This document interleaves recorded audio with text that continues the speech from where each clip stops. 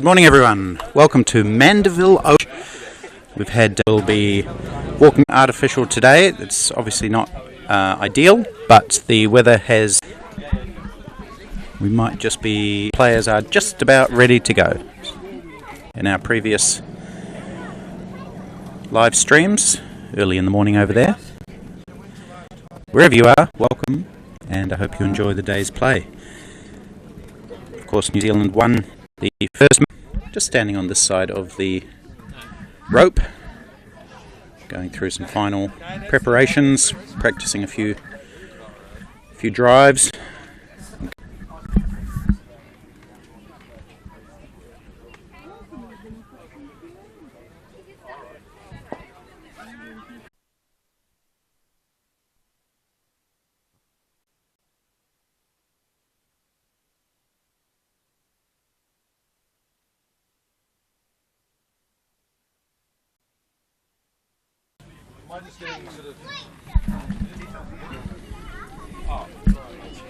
Players nearly ready. We are a couple of minutes past the scheduled start. Shul and Hardeep Singh just tapping bats and walking out towards the wicket. Team batter. Signal their readiness to the umpire. Down to short fine leg. Ball may from that. Hooked. That one bounced. Tucking him up. Maybe a bit of.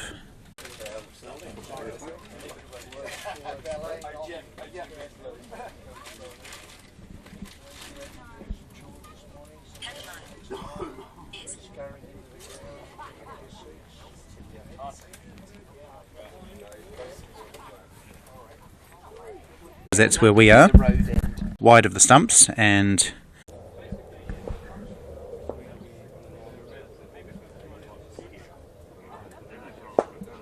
it's driven by James Marshall nicely, but good sprawling save by Danny Batcher in the covers prevents any run.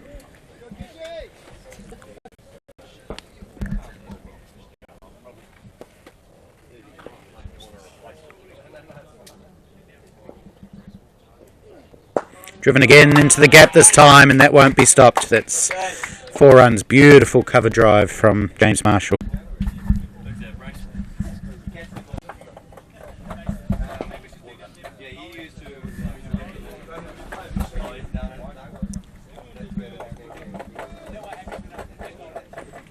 So New Zealand captain Peter Connell chose to back moisture that was.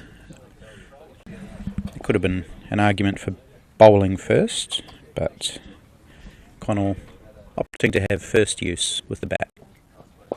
It's full and it's whipped away beautifully by Hardeep Singh. He's got a lovely flick of wrists, and that one races into the unprotected boundary at mid-wicket for his first 4.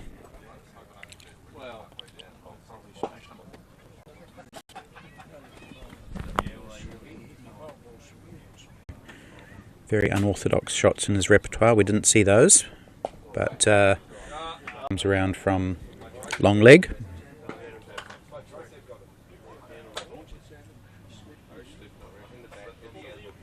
Now, if looks like the bowler's slipped over there, and he's back on his feet.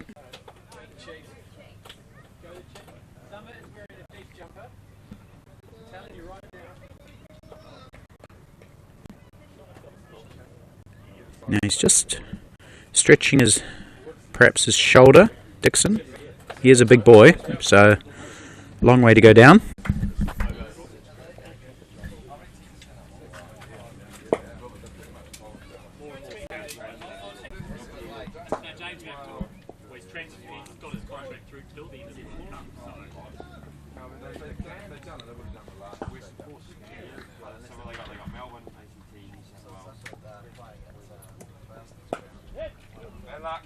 Hardeep onto the back foot.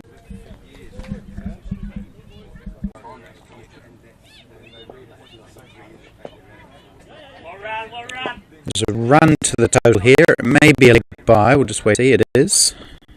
Just coming off the thigh pad of James Marshall. And that ends the 3rd over. The score at 24. So a bright start from New Zealand. Sure if we can even call it a township. It's centre of Christchurch, and it's a beautiful little spot. It's a big field. They've got 4 cricket ovals in this complex. So a lovely spot here. A feature is the enormous hedge that's running behind the batsman, as you see it. And just pointed out, it goes along the left-hand side of the ground as well. In case you don't like the one on the right, you can hedge your bets.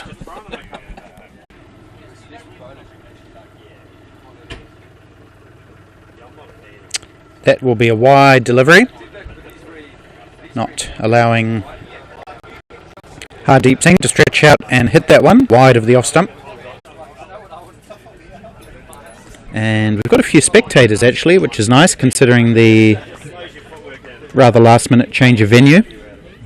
A few of the Australians who have come over for this tour, they're here with their little camp chairs. There's some picnic blanket out, and I believe we might get some local Ahokans coming out once the word spreads.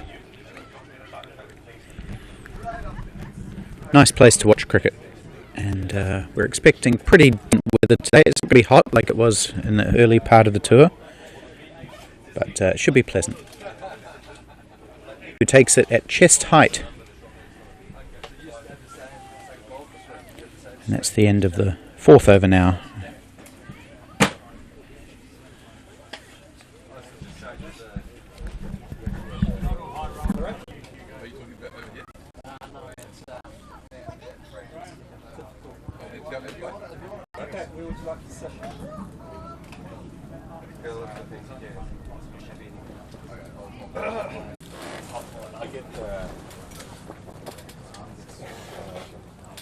Here's Dixon continuing to marshal. It's short, pulled.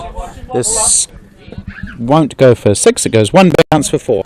So that was a bit more comfortable this time. Marshall on the pull shot, or the James Marshall that is, scored 9 on Tuesday.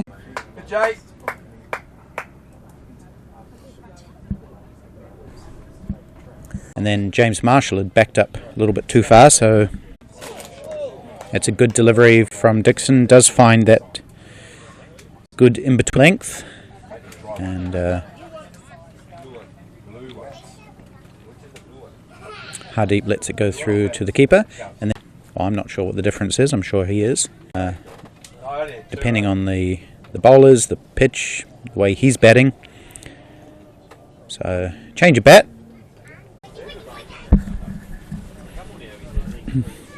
Mind if I have one of your lollies, Anne? They're not mine. Oh, right. Team lollies, great. Thank you.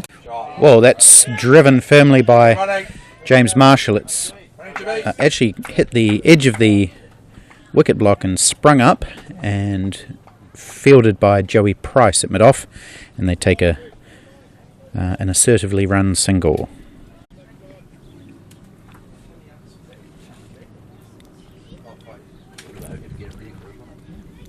I've started with an Eskimo. Actually, we used to call them Eskimos, Anne. I don't think we're supposed to call them Eskimos anymore, the candies. Anyway, back to the cricket.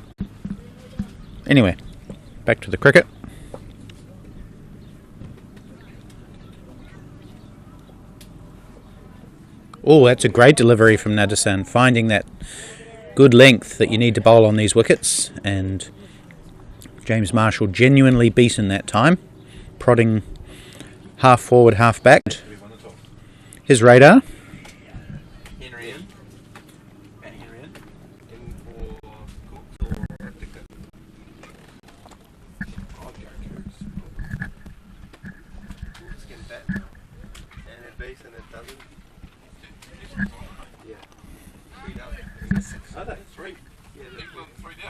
Six. Oh. Yeah. They got 150 though already? Yeah. 27. No, because they had their 3 and they're like 200 for 3. Wow. Big shot from Hardeep Singh, clears the front leg, and slog sweeps it over mid-wicket for 4. Just bounced inside the line. A pretty aggressive shot from the naturally aggressive Hardeep Singh.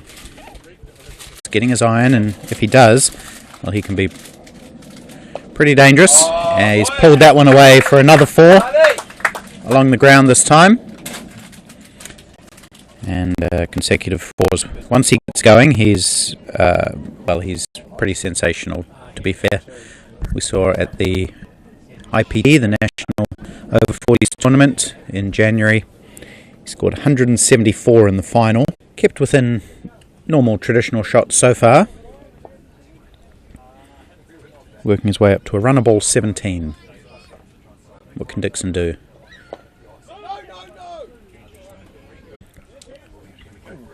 They'll pick up a run as there's a bit of a misfield from, I think that's Dane Stevenson back in the side today. He'll be making his international debut. Well, he is making his... Now, was that a run or a leg by, Ian? I didn't... Okay.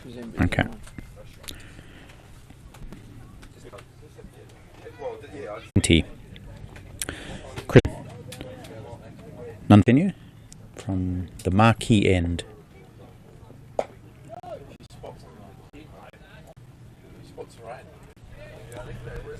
Just a couple of drops of rain landing on the marquee above us. There is a little bit forecast for this time, but not a huge amount, and I think I heard someone saying it was raining in town. That would be Christchurch, which is 20 minutes away. Good bit of fielding there. Who's that? Number 14, Richie Wild. Bella getting down.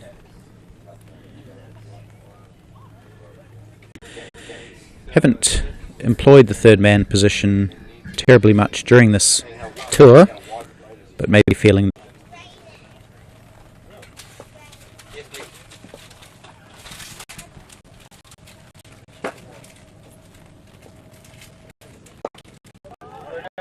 Quick single taken.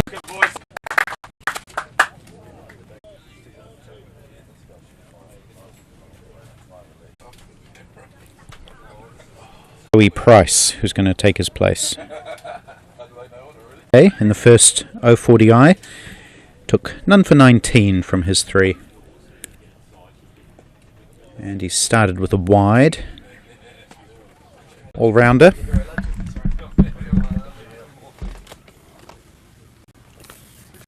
Did really well with the bat on Tuesday. Pulled straight this time from James Marshall. No run as it goes straight to mid-on. Joey Price scored 61 from 73 with the bat, giving Newcastle. That's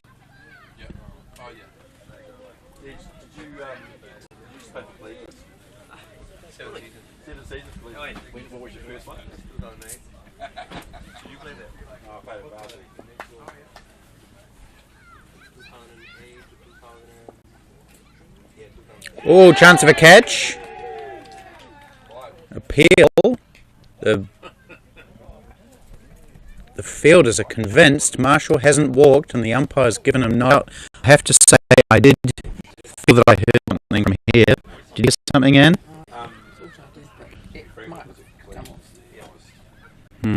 I don't know. The fielders, they hardly even appealed. They were so convinced, and I think New Zealanders might have escaped with one there. Aussies felt that they had got a wicket on the previous delivery, but they've got one this time, no question about this. Hardeep Singh, LBW for 22. Yep.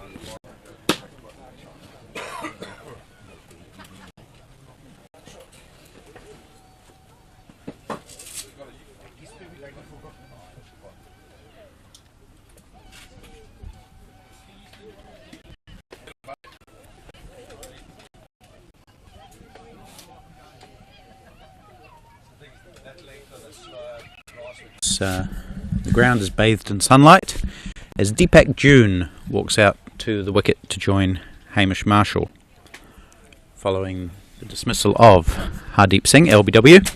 So reward for Kish Nadasan, who's bowled well. He's now got 1 for 20. New Zealand lose their first wicket, 58 for 1. Scored a duck on Tuesday. What can he do today?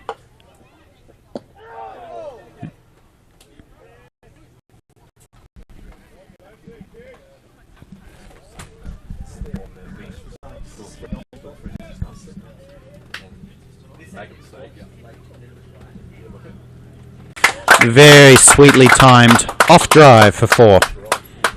So that is his strength, is the drive. He has beautiful balance, also very good off the back foot. So this sort of wicket might suit him. He can drive when it's full and pull when it's short.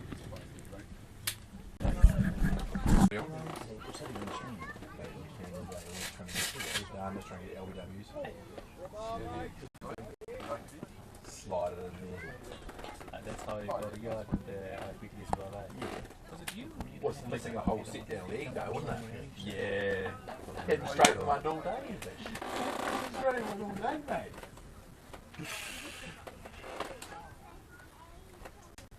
You went all across the. No, I'm better on leg, mate. That successful Nadasan over to a close.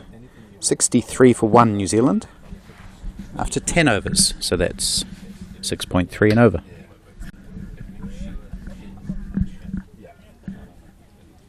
Into the onside.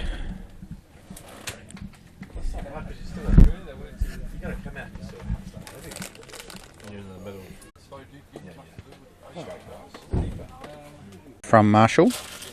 That's why I was spending ages trying to work it out. On it and of the day.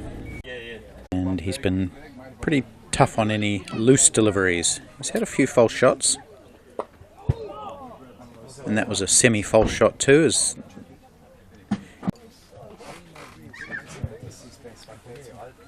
down there, and 2 more to Hamish Marshall for the Australians there. No particular.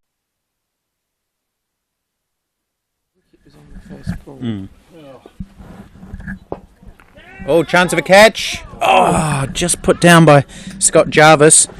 You would have seen that on your screen. He's just lunging away to his left. The diving, sprawling attempt at a catch, and he did get a hand to it, but just couldn't pull it in. So chance goes down for Australia.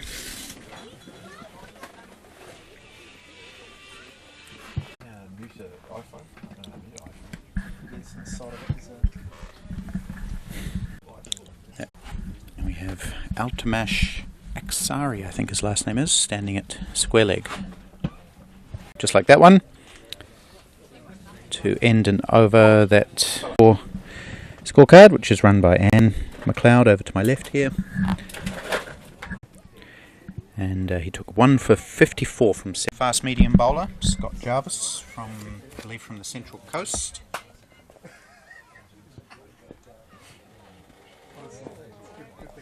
Which is in, and Trevor Irvine at mid-off prevents any run.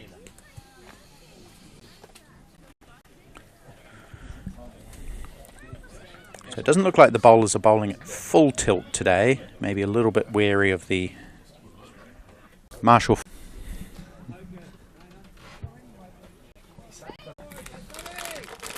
It's a good start for Scott Jarvis. 2 runs. It's a good start for Scott Jarvis. 2 runs off his first over, and we have 1 more over before the first. Round the corner, 1 run to June. Just takes a little bit of adjustment on these wickets. Marshall down the track this time. And he's going to pick up a bye for his team. He missed the ball. He came down the track trying to hit it. The keeper shied at the stumps. Hit the wickets. The ball deflected off. And they ran New Zealand. That's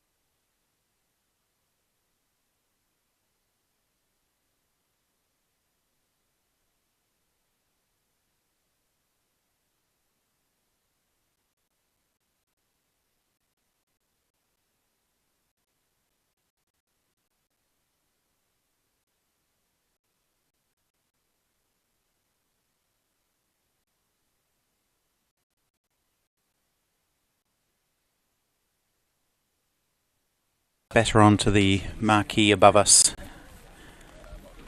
But hopefully it's just a passing shower, as it was to the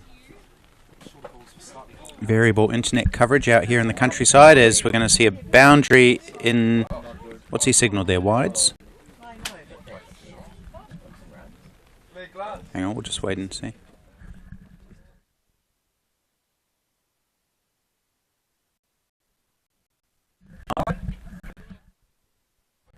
Dead ball, in fact. I'm not sure what happened there. Oh, it must have come off his pads without him offering a shot, I guess so. Therefore, dead ball.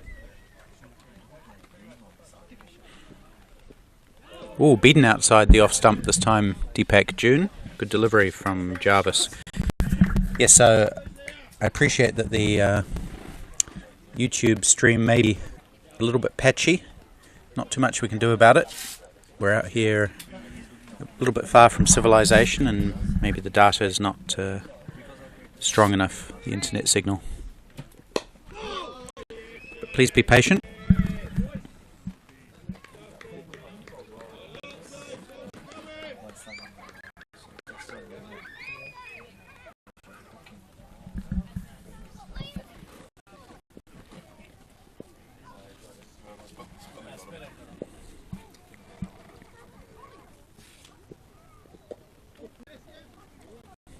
Good delivery from Jarvis, and well played by Deepak June, just getting it down to third man for 1. So he's up to 14 off.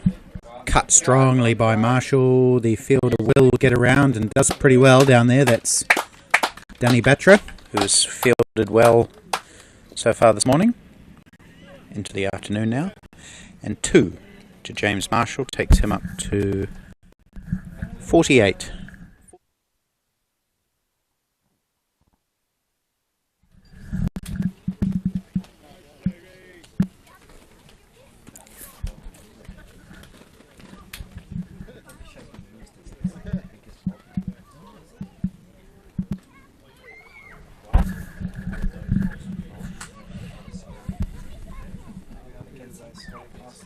Partnership of 33 now for these two, June and Marshall. The man out, Hardeep Singh. He was LBW to Kish Nedersen, 21 off 23 deliveries. That wicket falling at 58.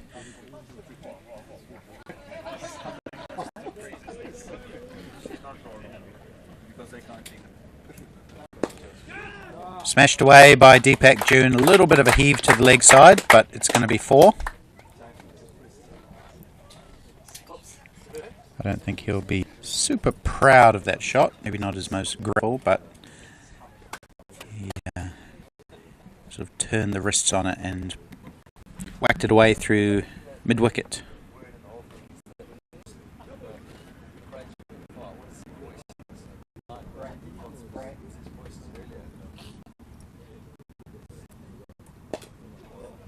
Driven more sweetly this time out to the offside boundary for 4. So that's a more classical shot that Deepak June will enjoy watching back later. Just gliding it really. He's such a sweet timer of the ball. Deepak June, we saw that at the IPT, the national tournament in Blenheim in November. He played some very, very sweet shots. Goes aside again this time for 1, as I think it's Dane Stevenson out there.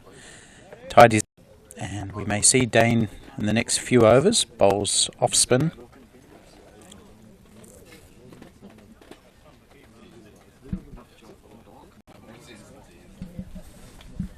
And that's the 100 up for New Zealand. 100 for 1 after 16.3 overs.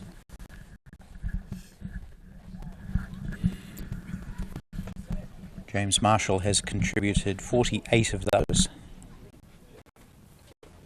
Looking for his first half century at international over-40s level.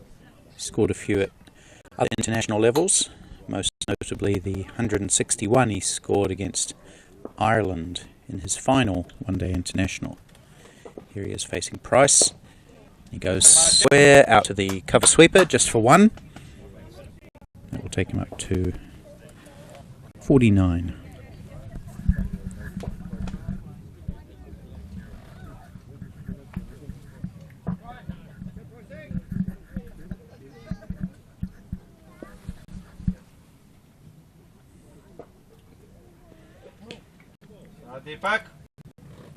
Down the leg side, and June almost tries to sweep it. Maybe not the highest percentage shot there, but it was down the leg side anyway, so he had nothing to lose.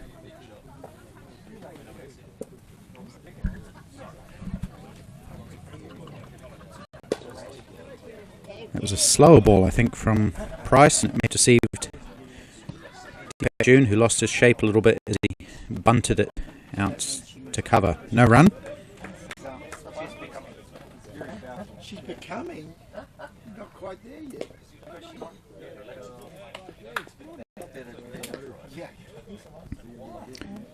Good finish to the over, pretty much, from Price. 11 off it, though. Thanks, mate. 2 boundaries off the first 2 balls of the over. He has none for 28 now. We'll bring up his 50 as he comes back for 2. Raises his bat, and you'll hear that applause to the left. That's mainly the New Zealand players, plus the few spectators who are here. He's cut well today, James Marshall, and he did so again on that occasion, collecting 2 runs.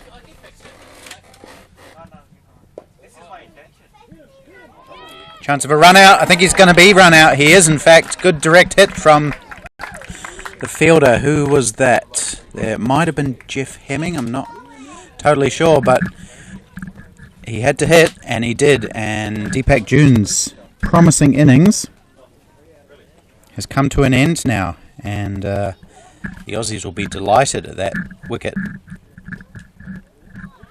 They have hit the stumps 3 or 4 times today, and getting some reward for their good ground fielding. The catching hasn't been perfect, but the ground fielding has generally been quite good. So Deepak June run out for 23, I think.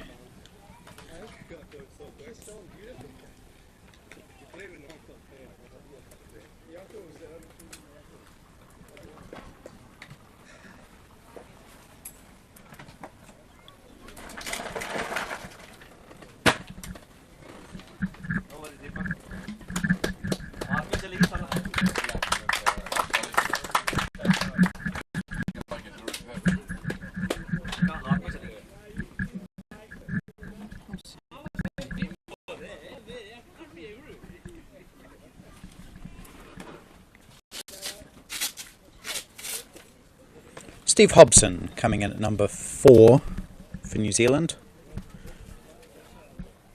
South African born, played for South African under-19 side. Now resident in Wanaka, in the deep south of the South Island of New Zealand. Plays for Otago Country at Hawke Cup level, and now for the New Zealand Over-40s. Oh, and his first delivery squares him up. That was a good short of a length delivery from Scott Jarvis, who started pretty well. 2.2 overs, none for 7. So important wicket for the Aussies. That partnership was just starting to flourish a wee bit. 35.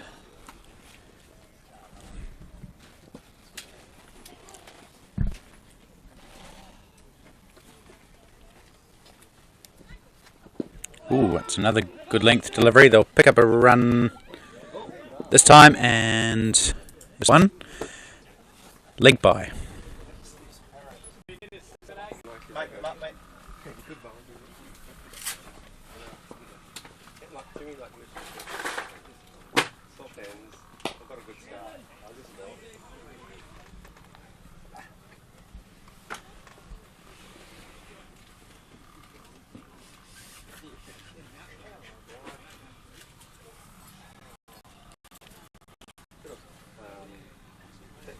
Yeah, that guy there was actually doing well, right? Yeah, but you could pick up the straight. This guy just seems to shake like more than sort of seen him.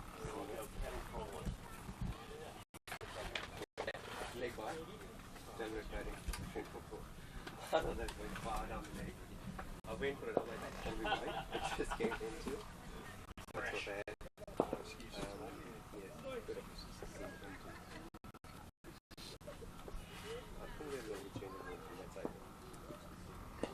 side. Flicked away by James Marshall. He's played that shot twice now, and he will add 1 to his score. 52. 6 runs and over is the run rate. 107 after 18 overs. Scott Jarvis has put the... Good news, eh? It's going to be good news, eh? Yeah. He's what you guys train? BJ Cook, his younger brother. Oh, yes. He's not far off. He'd be 37, I think, now. That throw-in might have been Ash Hardy. okay. Yeah. Check with him afterwards. There's 42, I think.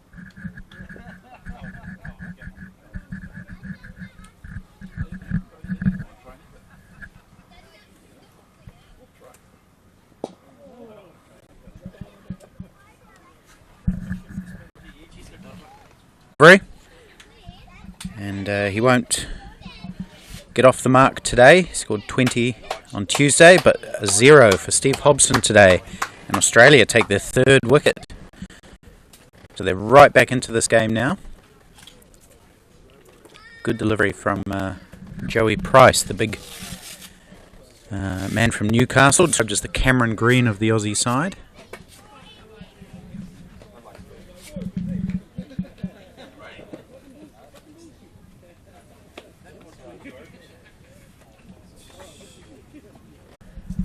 Coming in at number 5 today. Scored an unbeaten 44 on, what was it, balls to get himself in.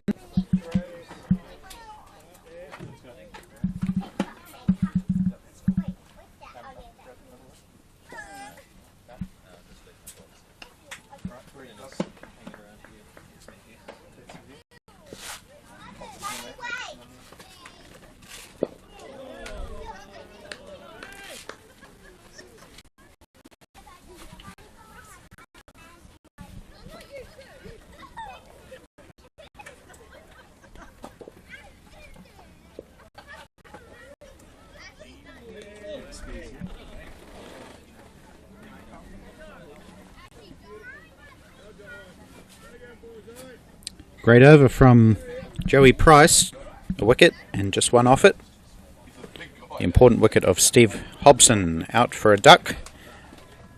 And that is the 3rd wicket for Australia. The 3 wickets that they've taken. Hardeep Singh was LBW to Kish Nedisan for 21 when the score was 58. Then Deepak June and Hamish Marshall have added 46 in fact for this wicket, before Deepak June was run out for 20. Steve Hobson bowled Joey Price.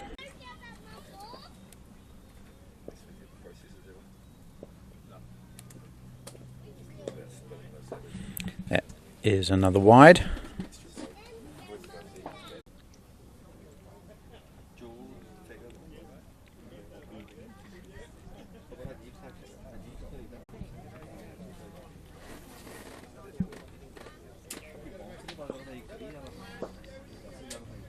No sign of either of the 2 Australian spinners today. Well, 3 actually they have.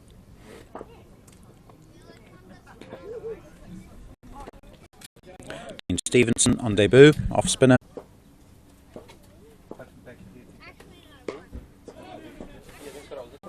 Chris Dixon, Kish Nadisan, Joey Price, and the current bowler, Scott Jarvis. Oh! Oh!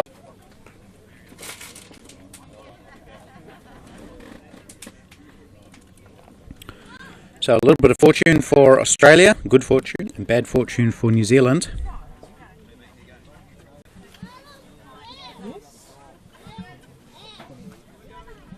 Gets off the mark straight away with a little tuck down to fine leg.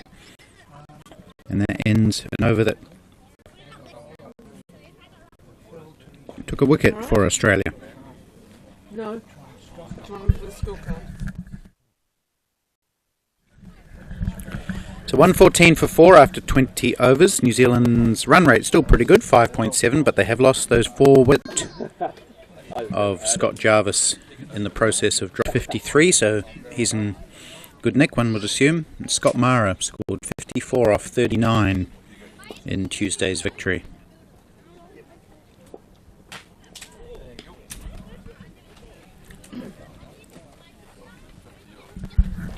And Australia helping New Zealand out a little bit with quite a few wides today.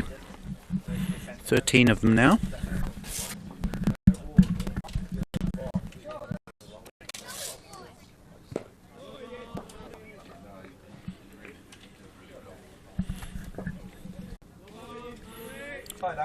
So it's been a combination of good luck and bad luck for the Aussies. They had a very good appeal for a caught behind turn down. I think I might have given it out from here. Got an LBW the very next ball. They've dropped some catches.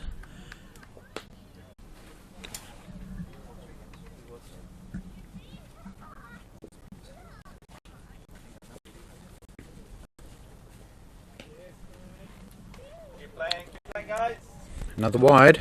He's just spraying the ball a little bit too far to the offside. Joey Price.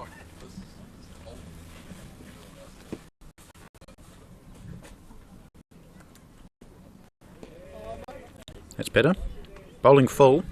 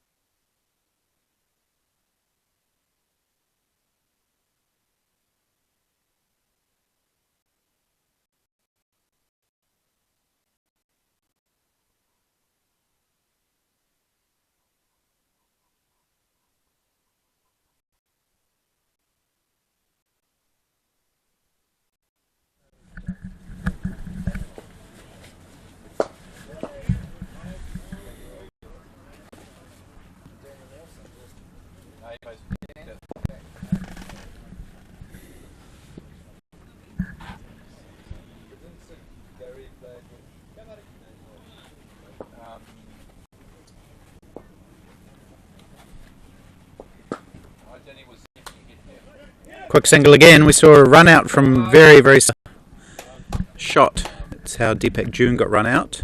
It was Ash Hardy there, so it was Ash Hardy who did the run out previously. He didn't pull the trigger on that occasion, Hardy, and James Marshall picks up one with that little dab shot. Has played good bit.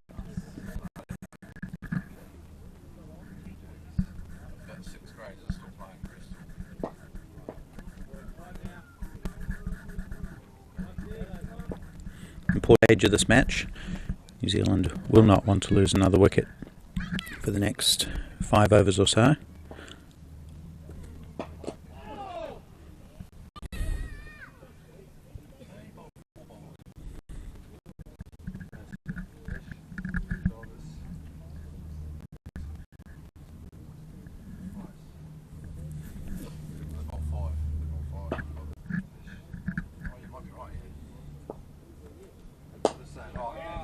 nicely timed on drive by James Marshall, but they've got the gaps well plugged now, the Australians, and that's just one.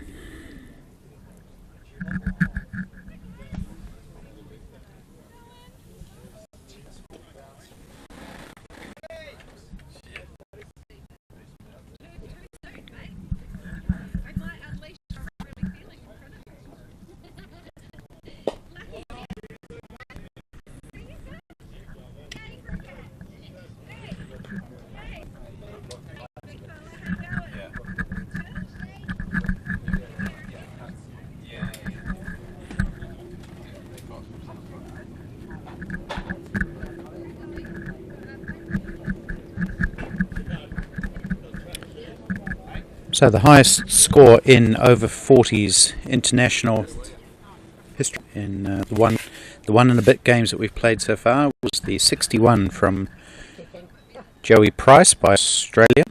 He's the man with the ball in his hand. He scored that on Tuesday. Hamish Marshall was on 57, so he's 5 runs away from breaking that record. Oh, sorry, 120 off 22. Thank you. Price to Marshall, who picks up one.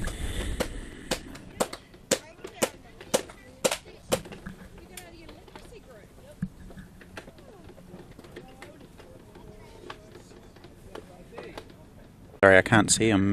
My view is obstructed there. 2 runs to Mara.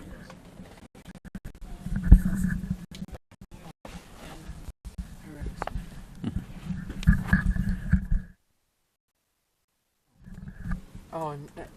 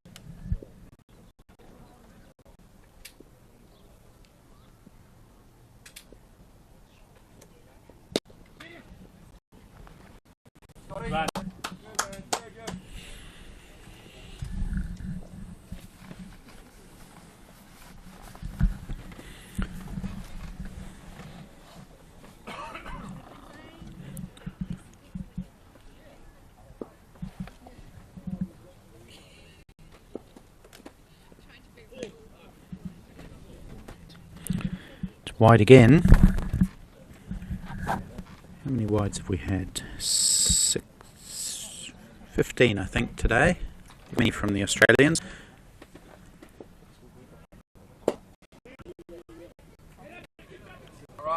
Marshall takes one. There's a bit of a misfield there, and they get it quite easily. That's the end of the 23rd over.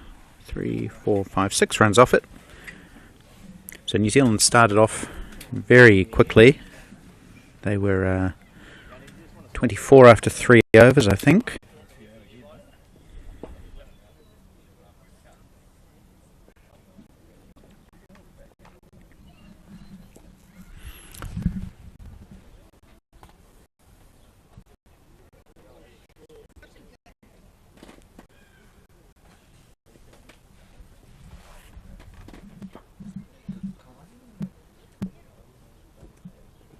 Well, it's a big wide. I think it's beating the keeper, and it could be 5 wides, in fact.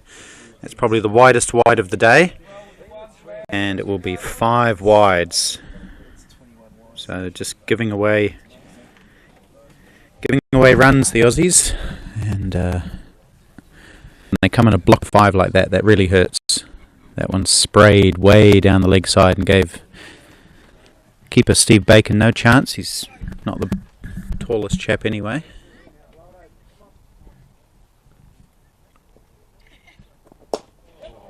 Quick single, chance of a run out. Ooh, doesn't get the direct hit this time. They have hit the stumps about 3 or 4 times today, the Australians.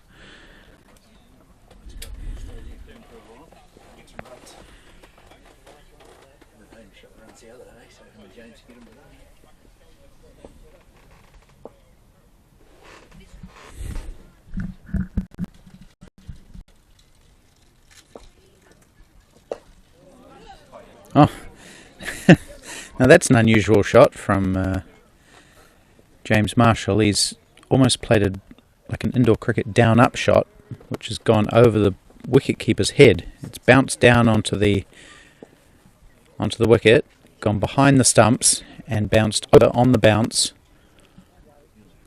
for a run.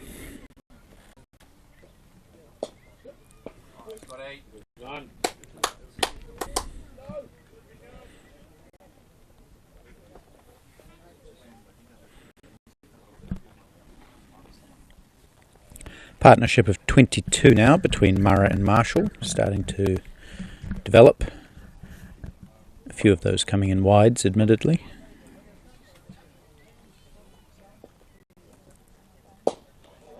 That's another good length delivery from Jarvis.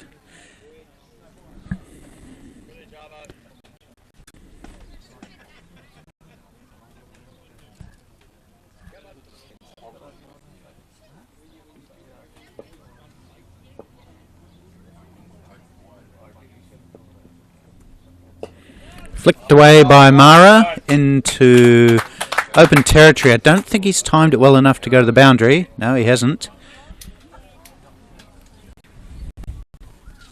2 runs. 3 runs. 2. 2 in fact to Scott Murrah. No. Yeah.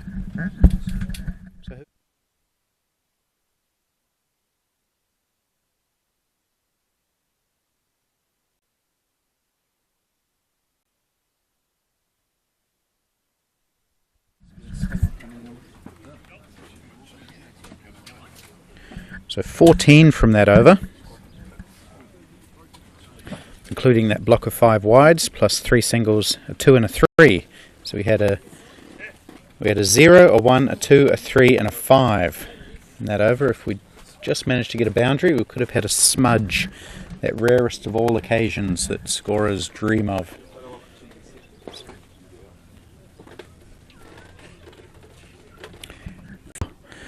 The man from Central Coast, his father Dennis is over to my left. He's come over from Australia for the occasion, just changing.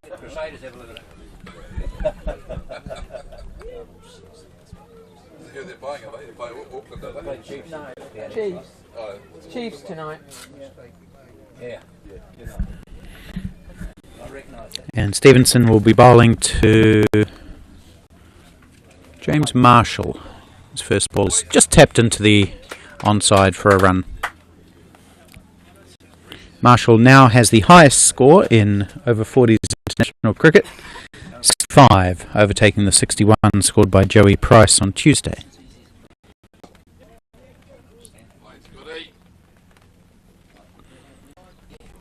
As there's just another few drops of rain on the marquee here, but nothing that would threaten the play from continuing.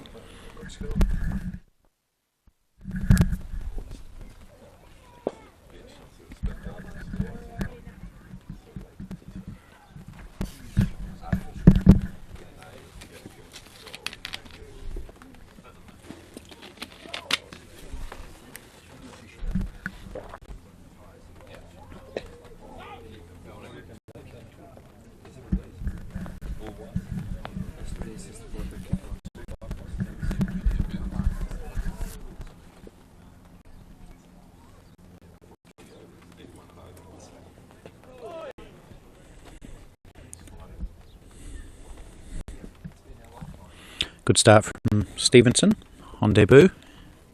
Received his baggy green cap this morning. From Sterling Hammond, the Australian tour leader. And that's Stevenson's first overdone, 4 off it.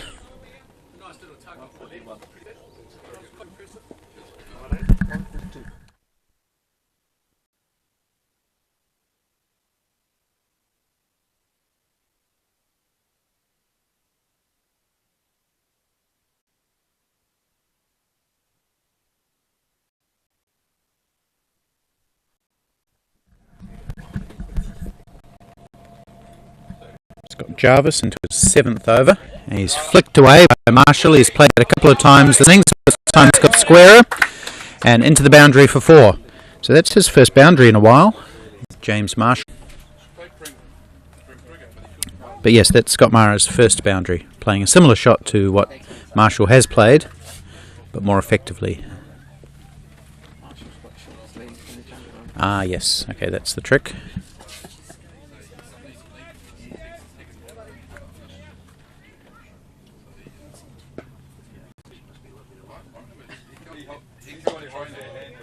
Drive by Mara, straight to Irvine, who just bobbles it a little bit, which allows them to get through for the run without any danger of being run out.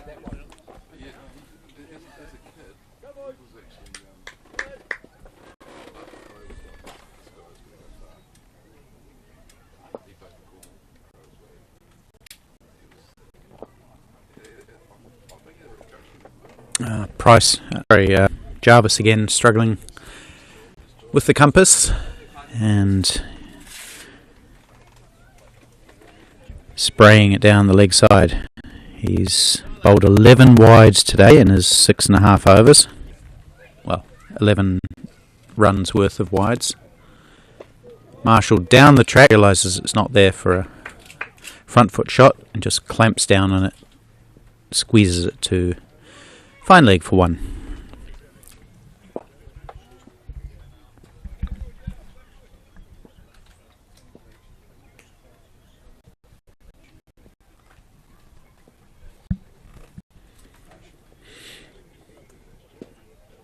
Another wide.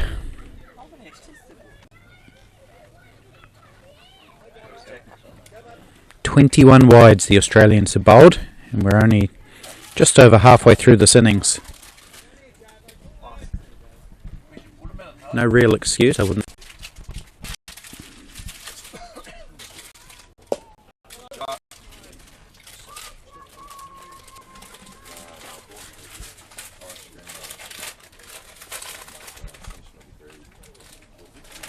A little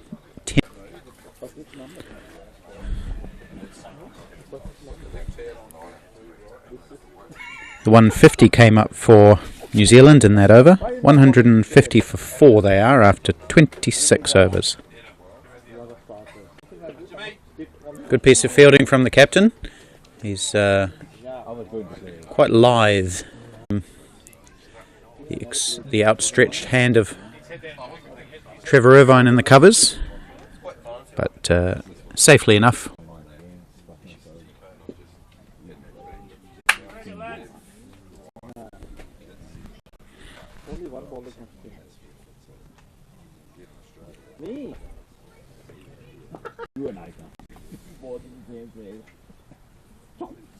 Time though. The Australian captain, Brian May, maybe had enough of the wides from Scott Jarvis and has replaced him with Danny Batra. I'm not sure if we've seen Batra bowl. He didn't bowl in the first Over-40 international, and I can't remember if he bowled on Monday in the New Zealand A game. But he's going to bowl now.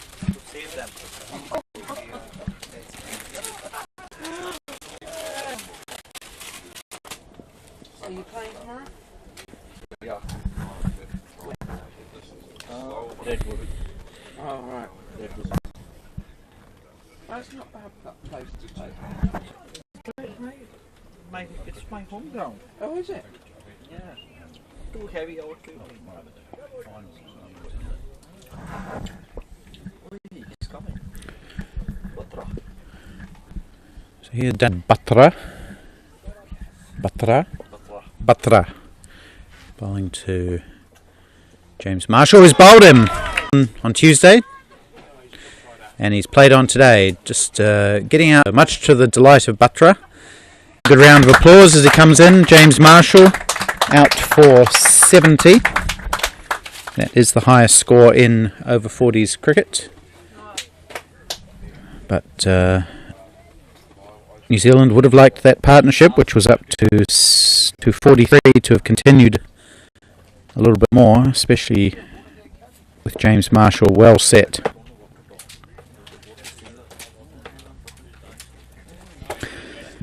But delight and success for Danny Buttra. As I mentioned, he didn't bowl in the first Over-40s on Tuesday, and with his very first ball in international cricket, takes the wicket of New Zealand's top bat James Marshall. 155 for 5 now. And that wicket brings Ben Rapson the crease. Local man, plays for the Riccarton club. He's also on debut, so he'll be facing his first ball. And he gets off the mark. Or does he? Chance of a run out? No, makes it safely.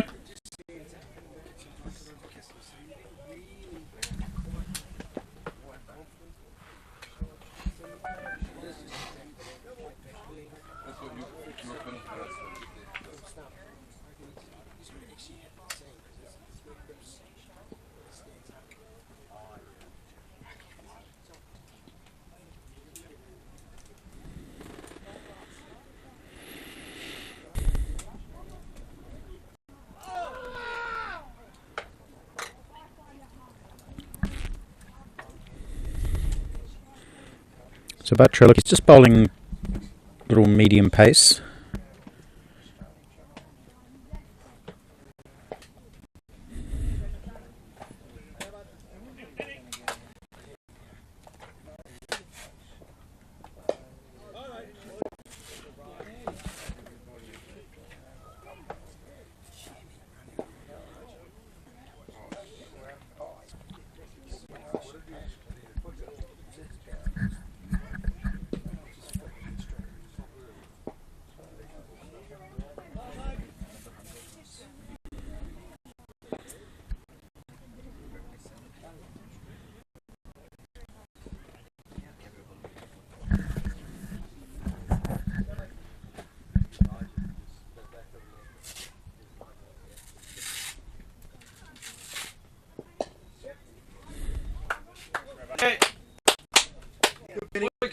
Good Benny.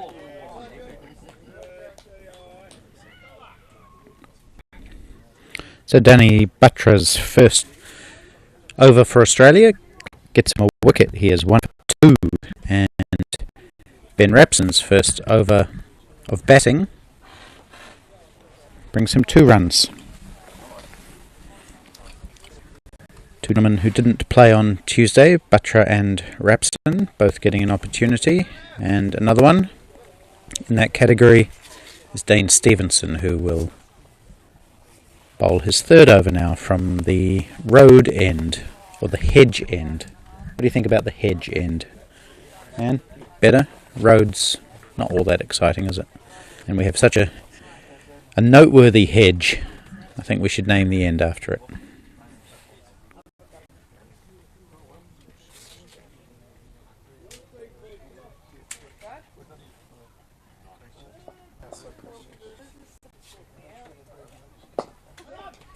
Ooh, now, was that a drop catch, or was it a bunt ball? Yeah,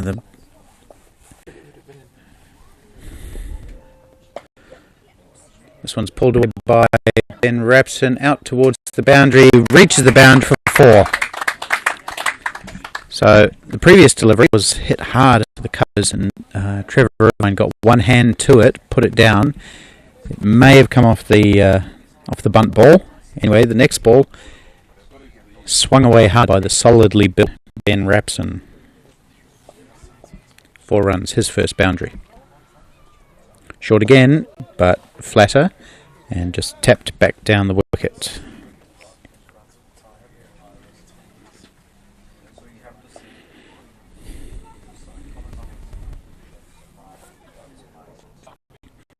Tickled around the corner. Buttra does well again. He's fielded very well today, Danny Buttra. He's been good in the ring and on the boundary.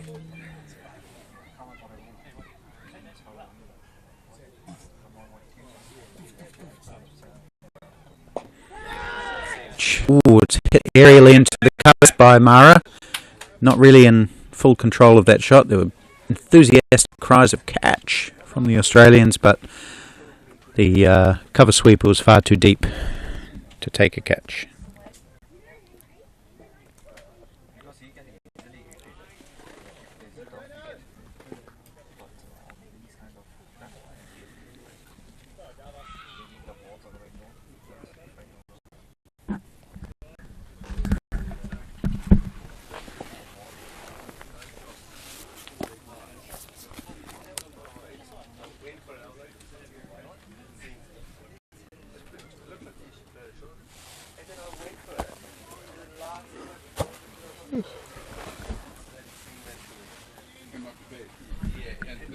But you played a shot. It was there to play a shot, but then I said I withdrew my shot in the last one. But I still had Good shot. Hit into the gap by Scott Mara. There's some work to do for the cover sweeper, who's very spry. Who's that? Is that Jeff Hemming, number 6, Christchurch?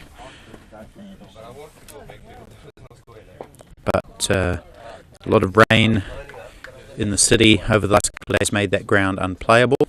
Unfortunately, the covers were not as good as they should have been, and a lot of water got onto the pitch, making it unplayable. So it was a bit of a scramble to find an alternative venue, given the weather. But thank you very much to the Hoka Cricket Club for offering their facilities today at very short notice.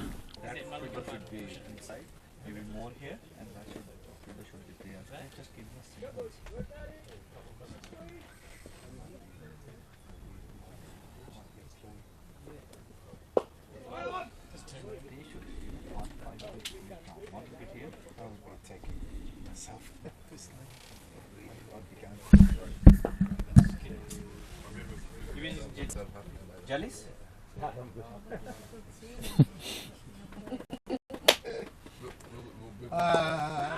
Driven in the air into cover again, as he did in the last over, and again he escapes the catch, and again 2 runs scored.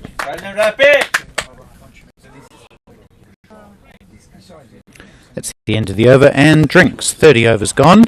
New Zealand 169 for 5. So we'll take a short break of about 3 or 4 minutes.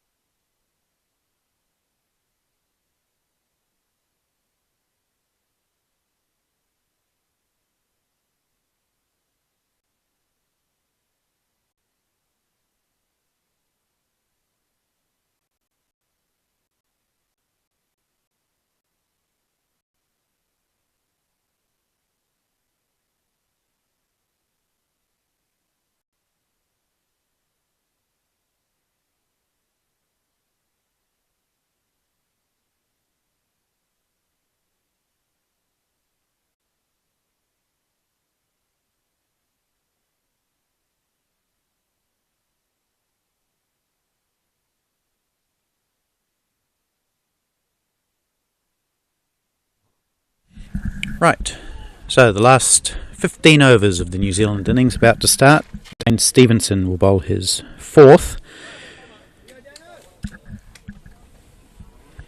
And this will be an interesting last block of overs, I think.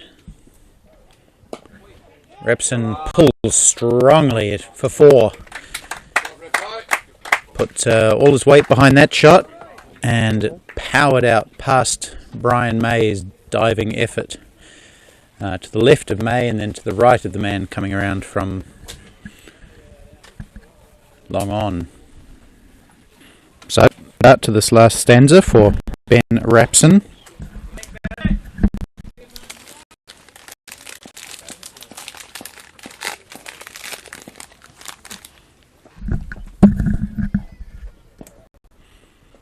It's a better delivery, a little bit lower from Stevenson, and Rapson tried to cut unsuccessfully.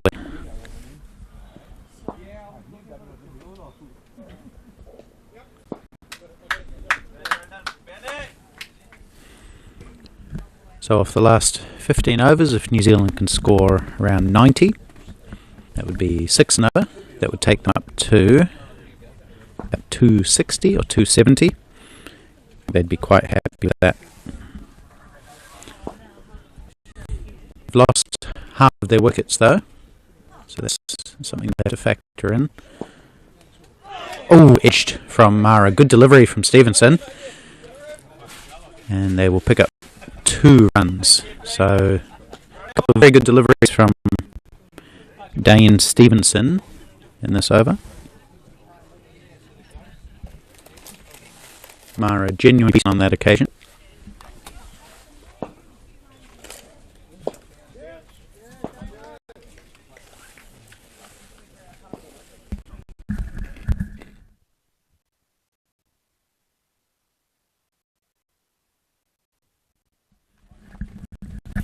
Dane Stevenson from the central coast of New South Wales in Australia. Finishes a pretty good over. 4 off the first ball, maybe a bit of a loosener after drinks.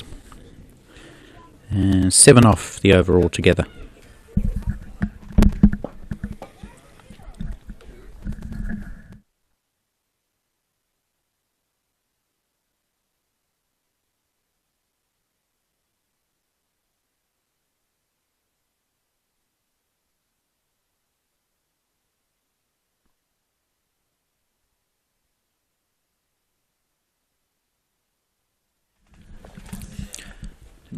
Danny Batra, a little bit of a surprise and was quite expensive with the ball, but he's making his New Zealand debut today and he's started well. And now drives down to long off. Right in front of us here, in our position, which is probably about 15-20 metres to the left of the camera. So our angle is fairly similar to the camera.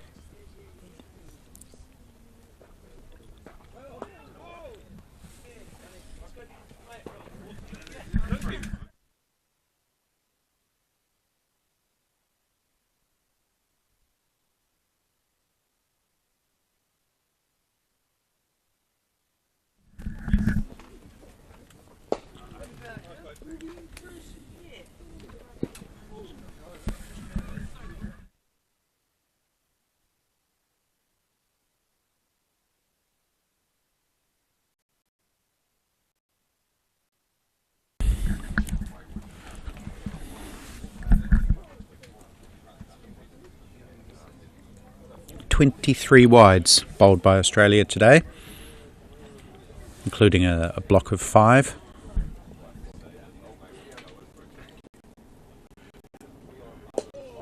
That's a good delivery though.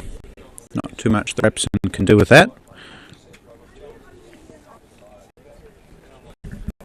17 off 15 here's Ben Rapson, local man. Spent a lot of time in Wellington playing for the Victoria University Club up there. Now plays for Riccarton. Still plays in their premier side, so he's playing the standard of cricket as you can in Christchurch without playing first class.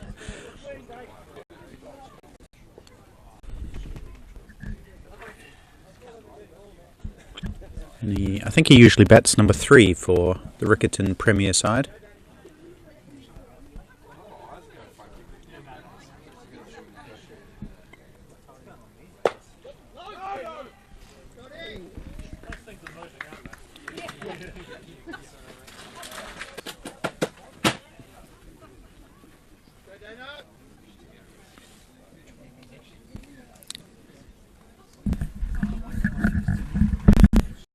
Oh, the K lines. Oh, yeah.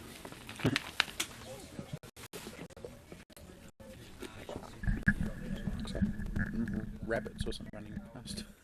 Oh.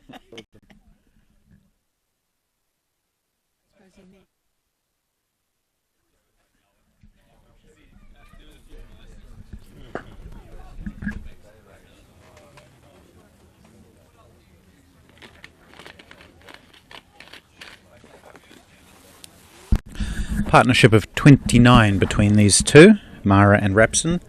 There've been quite a few starts for partnerships in the New Zealand innings, and really pushing on. I'll go through the scorecard in a moment. Flighted well by Stevenson. Yeah, we've had partnerships of 58 for the first wicket, 46 for the second, just 4 for the third, and 5 for the fourth, and 42 for the fifth wicket.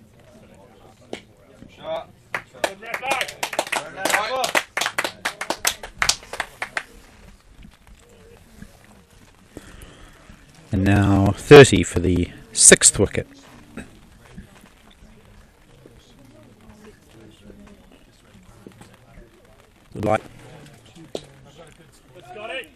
Not enough to threaten the game, and as again we see Brian May's long go gadget arm reaching down and picking up the ball. 1 for Mara. This does just a little bit heavier, doesn't it, Anne? Appeal for stumping. That was some good work by Steve Baker, the wicket keeper. Yeah, this has gone from spitting to rain, I'd say. You can probably hear it through the effects mic.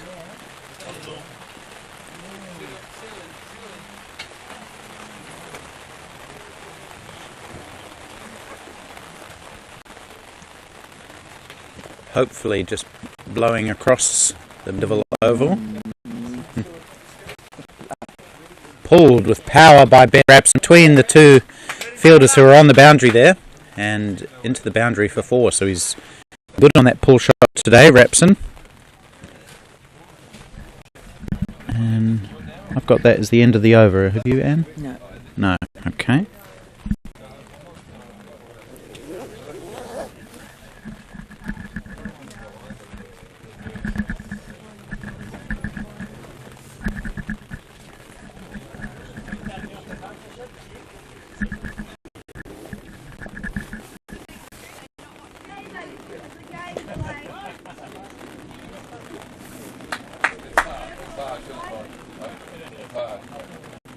Now it is the end of the over.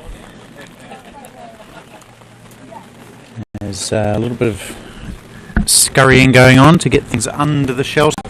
I'll see if any of my stuff's in danger.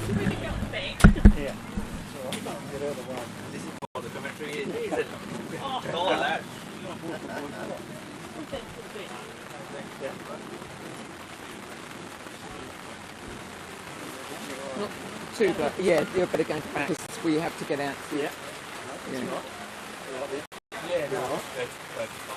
Right. Okay. Covers.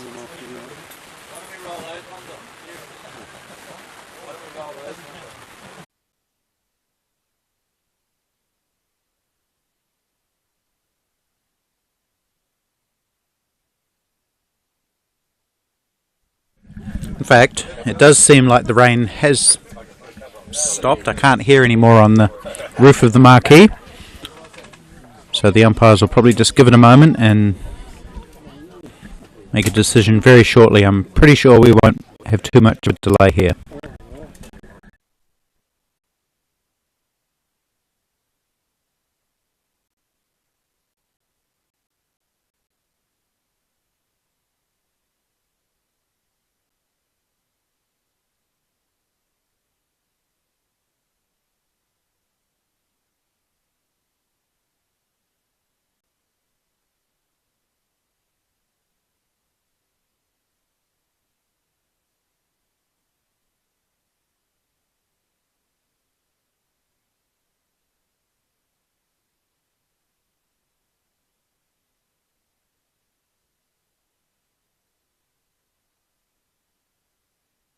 The Aussie players are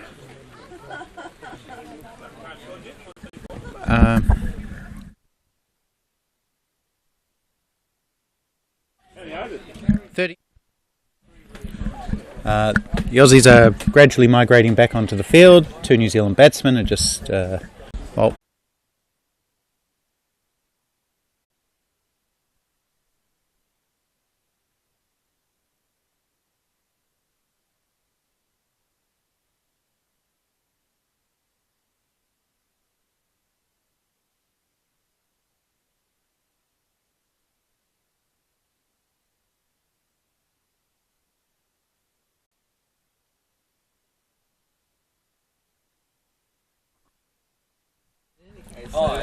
so the rain. I'm not sure exactly what's happened here. The grounds people have put the Hessian next to the wicket as the drizzle is persisting. Oh, in fact, they have covered the wicket. That is the wicket, isn't it? Yes.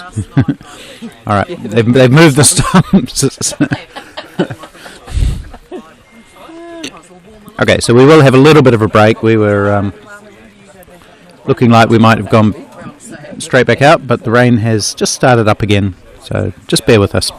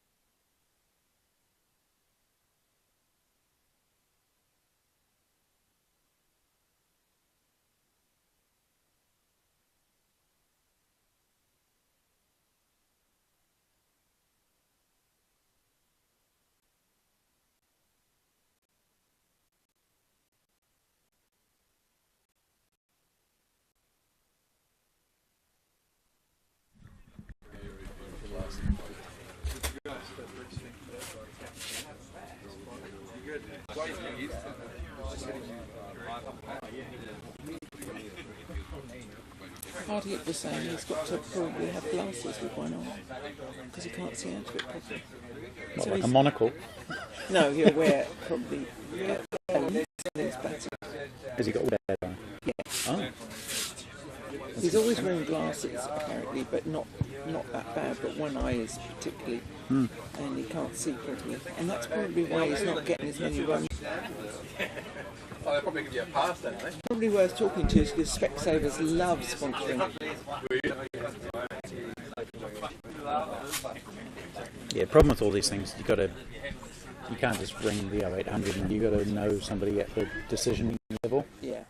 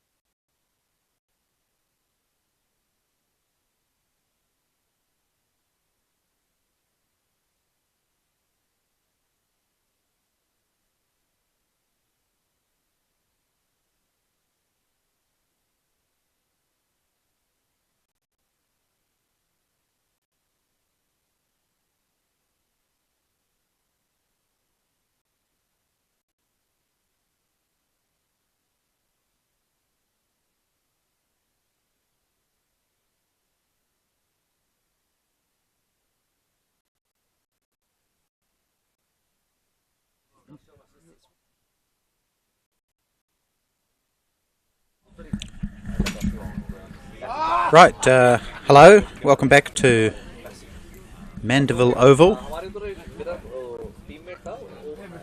in northern Canterbury, South Island of New Zealand. As you can see, there's some players on the field, some umpires on the field. Rain has stopped. We took a lunch, an early lunch, and we have lost some overs. So it's going to be a 39 over game, down from 45.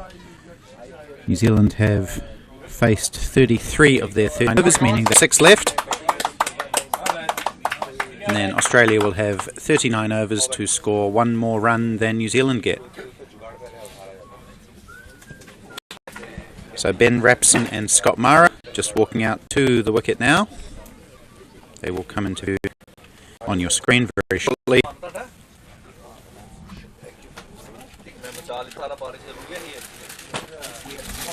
There they are. And we'll see who the bowlers will be and whether the rain has affected the field in a slipperiness sense.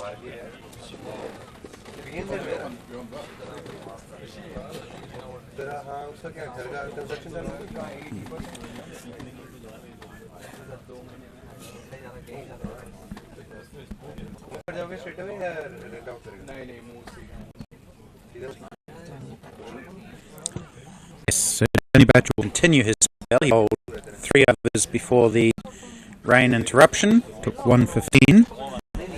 He'll start us off shortly. Scott Mara will be on 26 and Rapson on 24. So 6 overs to go. They can pretty much go close to hell for that. You need to jump out of the way. Or wear white.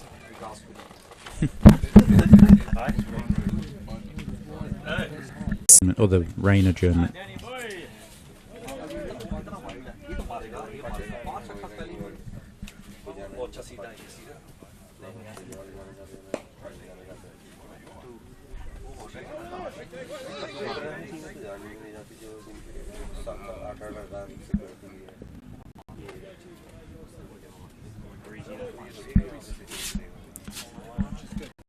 So the players to bat already. Hardeep Singh was out for 21, James Marshall for 70, as I mentioned.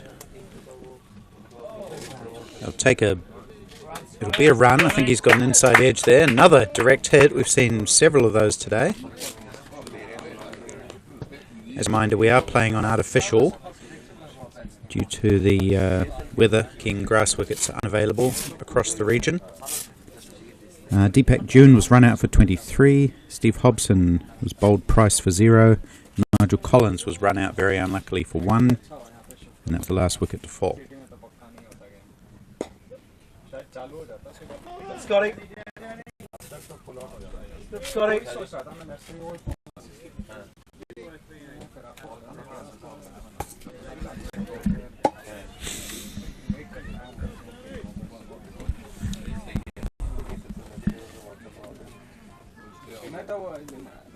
सुबह जाने वाला था but फिर तो समझ में आ गया था कि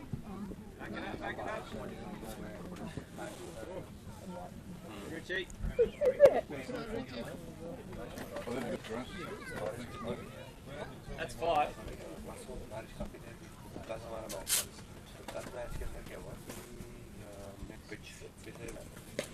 Pulled away by Mara to the boundary rider.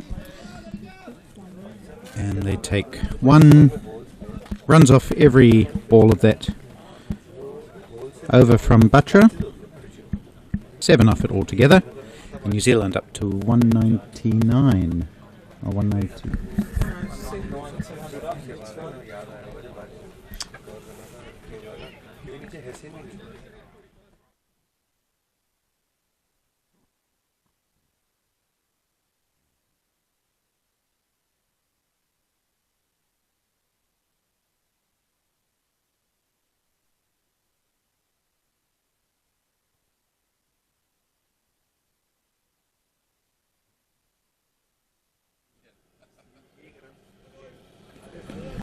Okay, Dane Stevenson, he'll continue as well. He had bowled 5 overs before the interruption, none for 28 on debut. And he'll bowl the 35th over, starting off to Scott Mara. So 5 overs to go in this inning. 39 overs aside now. It's a good ball. Not much that Mara could do with that one.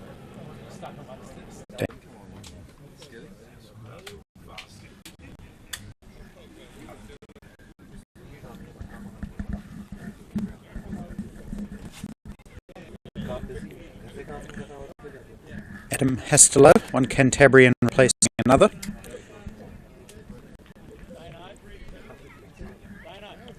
He's an all-rounder in the New Zealand side. Hastelow coming in at number 8.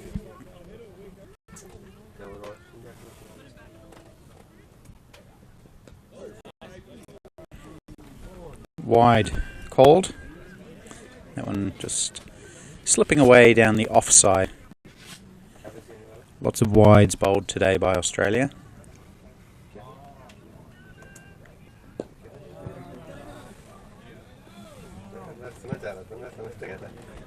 "23 of the New Zealand runs coming in wides.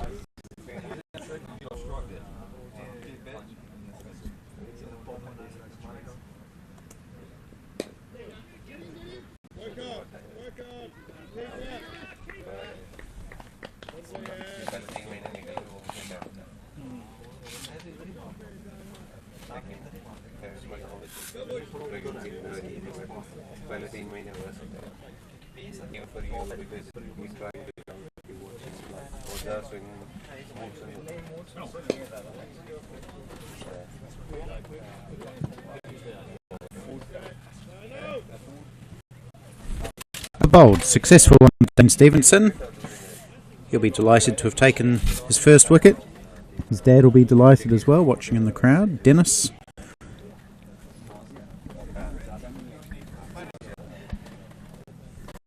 Dennis went on a tour of South Africa with me as a player about 5 years ago. Interestingly, another member of that tour was Andrew Hemming, whose son Jeff is in the Australian Over-40s. So a little 1 degree of separation there.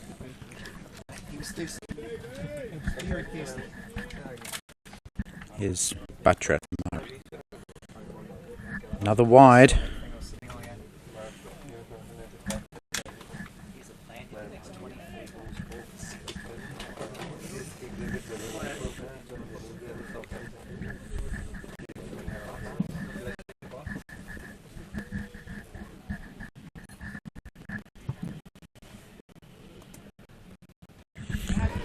flicks it. Chance of a catch. Oh, it's gone down. I think it's Kish Nadasan on the mid-wicket boundary there. Made good ground, but he never really steadied himself under the ball, and it just spilled out, maybe a little bit slippery, the ball, or underfoot, and Nadasan has spilled a relatively simple catch. So again, the aerial fielding of Australia not as good as their ground fielding today.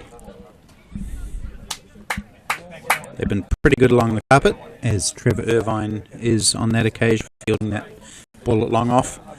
But 3 catches by my count going down, and that's not including the one that created a run out off the same ball.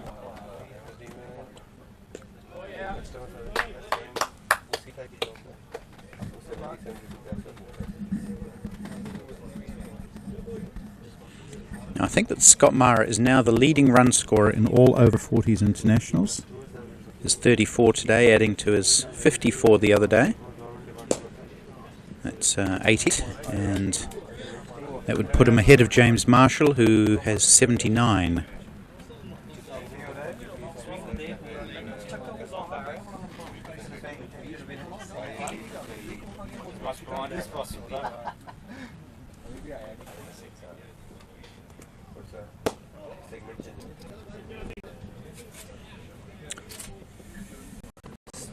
So just 1s and 2s for the Kiwi batsmen since the resumption. Only 3 to go after this in the innings.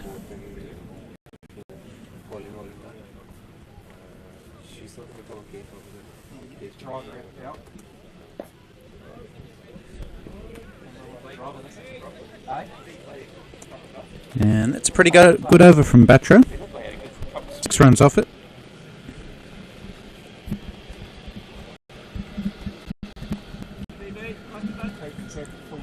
So 3 overs to go. If New Zealand can score another 25 off those, that'll take them up to 235-ish.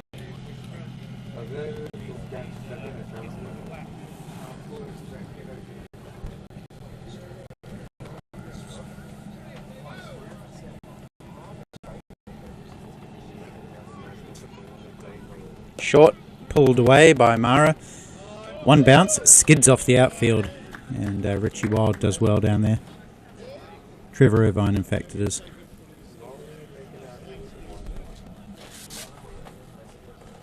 So it did rain steadily for what, 45 minutes. Players took lunch during that time,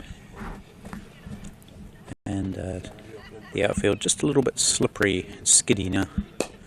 Hastelow goes over cover for... Oh, in fact, the outfield's quite slow now, so thought it had gone for 4. But just 2 is the result for Adam Hastelow. Looked like he'd timed it pretty well, but it just held up on the slightly sluggish outfield.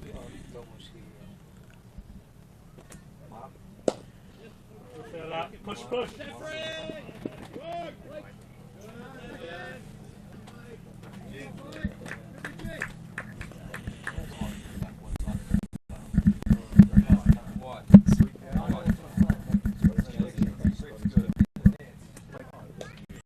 Mara goes leg side. This will be 4. Richard Wild can't get around. He swung it square of the wicket and into the boundary for 4 runs. So that is the first boundary since we've come back. The rain delay. Scott Mara up to 40 now. Following his 54 not out. He's yet to be dismissed in international cricket.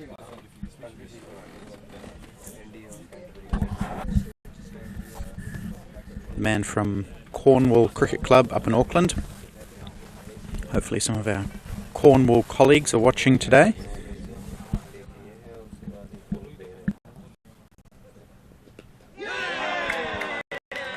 Out stump this time. He has been dismissed now, taking a couple of little mini steps down the wicket, missing, and the stand keeper today, Stephen Baker, does the rest, destroys the stumps, and the umpire takes his time to make the decision, gives it out. He didn't play on Tuesday. Here he is facing his first ball. And sweeps a chance and given. So, Todd McDonald's debut innings doesn't last very long. He went down on one knee trying to sweep the ball. Must have hit him in line with the wickets. He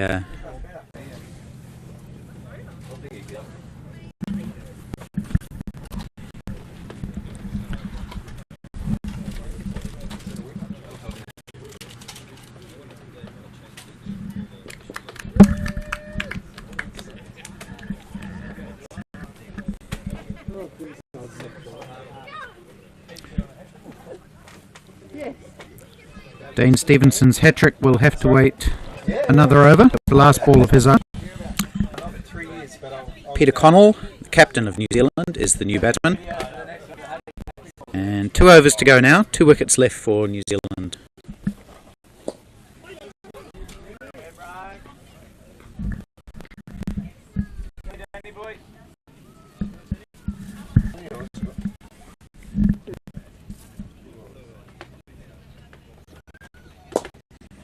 Well hit by Mara, down the ground, skids off the outfield, but well done by Trevor Irvine, sliding across to his right, anticipating that the ball would skim along this wet field. So this over's on .1, and that brings Peter Connell off strike, the New Zealand skipper. And he heaves it away down the leg, and he's going to pick up 4. So it was almost a bit of a close your eyes and heave situation for Connell. Swept it around the corner, and the fine leg really didn't have a chance once it skipped away from him. So 4 for Connell. New Zealand up to 2-2-1. It says 2-2-2 on your screen, but this score is 1 run ahead of the official scorecard, which is being monitored by the eagle-eyed Anne McLeod to my left.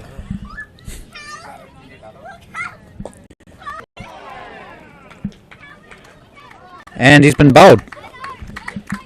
I didn't realise he'd... I think he's played it on to his wickets there. Yeah, he'd have a big drive, and the ball is just dribbled onto the stumps, taking off bail. So wickets tumbling for New Zealand now. Danny Butcher picks up his second. Bowling Peter Connell for 4. And now suddenly New Zealand in danger of being bowled out. Only 1 wicket to go now. That's that of either Paddy Sullivan or Adam Hastelow.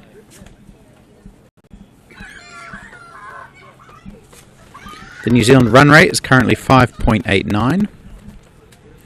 Reminder, we're playing a 39 over now. So 8 balls still at New Zealand's disposal if they need them, or if they can survive them.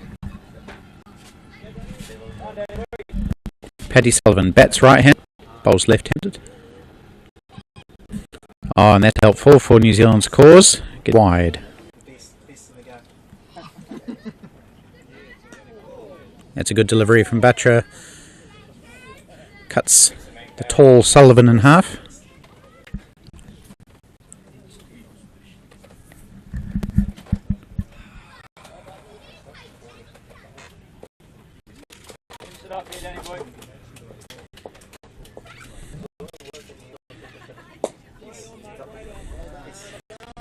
And Sullivan survives the penultimate over, which means the ultimate over will be bowled presumably by Dane Stevenson, given that he's on a hat-trick. It would be a bit tough to take the ball off him now.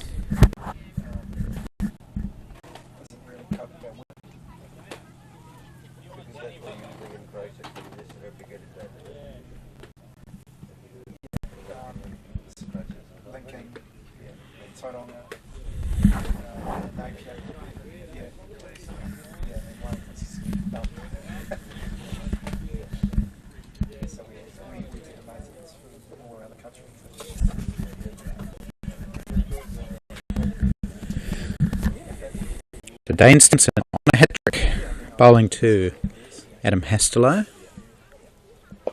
Swings, there's a chance of a catch. It's going to bounce just in front of the fielder, so it's pretty close to a hat-trick. 1 metre away from a hat-trick. Just landed just in front of the man at deep mid-wicket, and the end result is a single. Stevenson misses out on his hat-trick. Still has 3 for 41 from 7, so great return from him on his first match.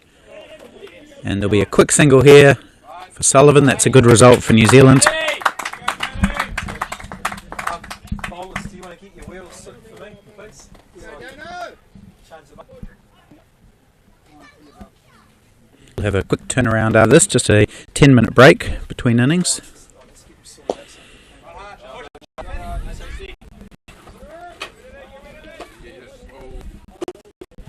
Sullivan volunteers to run the second, but Hastelow says no. With only 1 wicket up the sleeves, New Zealand can't be too crazy. Sullivan hits it into the onside stumbles. Of course, the batsman not allowed to wear spikes on the artificial wicket. Hopefully he hasn't hurt himself. Paddy Sullivan, he's the opening bowler for New Zealand. They'll need him to come jing in about 15 minutes time. 2 balls left. Into Hastelow short, and it's beaten everything. It's running down towards here. Batra charges after it. They'll take 2 runs of some description. I think it'll bias, or did he hit it? He must have hit it. There's no signal from the umpire.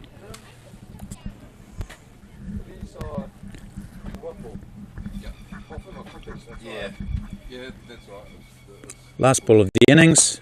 Hastelow goes up to the ons, won the toss and chose to bat. Hardeep Singh, he was the first to go with the score at 58 in the 10th over. It was a bright start between him and James Marshall. Hardeep was LBW to Kish Nedesan for 21 off 23 balls with 3 fours. Then Deepak June came to the wicket and added 46 with James Marshall before June was run out. It was a direct hit by Ash Hardy at short third man, running Deepak June out. He was trying to run a quick single, so he made 23 off 27, played some really nice shots. Next to go, Steve Hobson. It was in the next over, in fact. He was bowled by Joey Price for 0. Then the next over after that, Nigel Collins, he was very unlucky to be dismissed. James Marshall whacked the ball back to the bowler. It rebounded off his boot and into the stumps. So Nigel Collins was out of his ground and he was run out for just 1. Then there was a good partnership between Scott Mara and James Marshall. How much did they put on? 42 they put on. Then James Marshall was bowled by Danny Batra for 70 off 83 deliveries, 7 fours in that. He had started off really quickly, James Marshall, and ended up with 70 off 83, the highest score in over-40s internationals. We've only had 1.5 of them so far. Then Mara and Ben Rapson put on 44 for the 6th wicket. Ben Rapson was caught and bowled by Dane Stevenson after the break. We had a break due to rain of about an hour, I think, which reduced the overs from 45 down to 39. Shortly after we started again, Ben Rapson was out for 27, as I mentioned, caught and bowled Stevenson. Then Scott Mara, same over, yes it was, no, it was a couple of overs later. Scott Mara was stumped by Stephen Baker from Dane Stevenson for 40. And then the very next ball, Todd Mould, LBW to Dane Stevenson for 0. And then following over Peter Connell, he hit a boundary and then was bowled by Danny Batra for those 4 runs. And then the last pair added 12 in short time, with Adam Hastelow finishing 10 not out. Total for New Zealand, 32. Bowled figures for Australia. Chris Dixon started up. Bowled 4 overs, none for 31. Ish Nedesan bowled 6 overs, 1 for 36. Joey Price, 8 overs, 1 for 37, pretty good effort from him. Scott Jarvis, 7 overs, 9 for 38. Dane Stevenson on debut, the off-spinner, 3 for 51 from 8, probably the statistically the pick of the bowlers. And Danny Batra also did well, 2 for 35 from his 6. So at the end of 39 overs, New Zealand 232 for 9, meaning that Australia will have 39 overs to score 233. That will be a run rate of just under 6.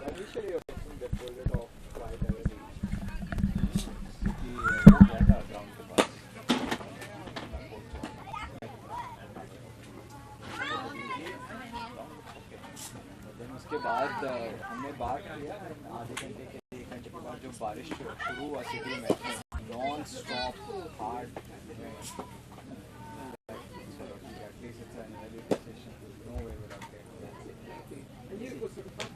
Easy peasy. Sorry? I said easy peasy. Easy peasy. Oh, well, it depends whether you very often or not.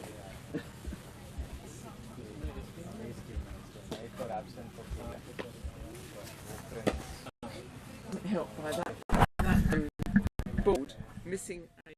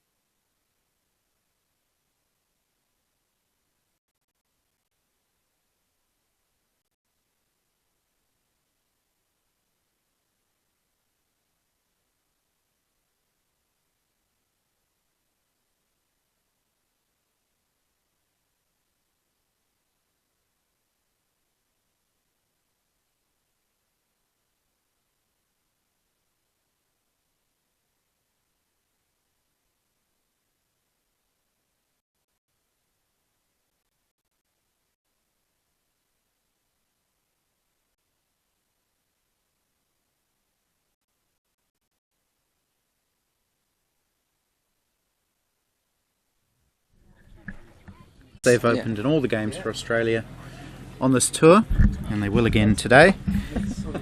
You wouldn't know where you are. So Australia's target is actually a revised one. It's 242.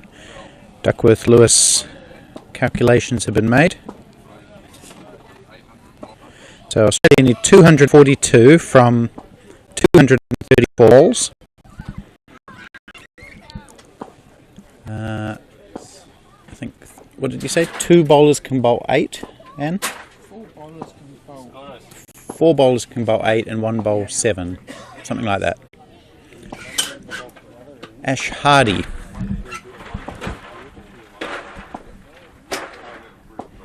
Both of these opening batters for Australia looking for big scores. Short chance as he ramps it down to third man. Not a chance, but it was in the air for a long time. So aggressive start from both Connell and Hardy. Connell digging it in short and Hardy equal to it.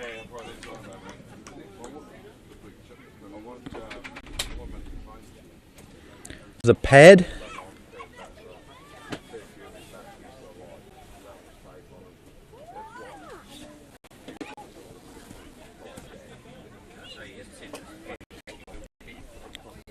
Jeff Hemming has had a little bit of a frustrating tour. Hasn't been very happy with himself for getting out on each of the matches that he's played. Get off the mark.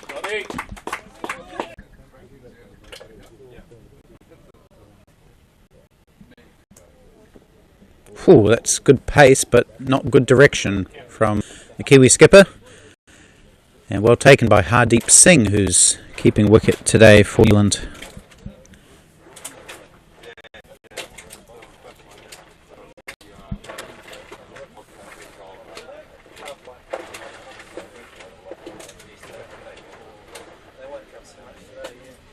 Here's Connell again.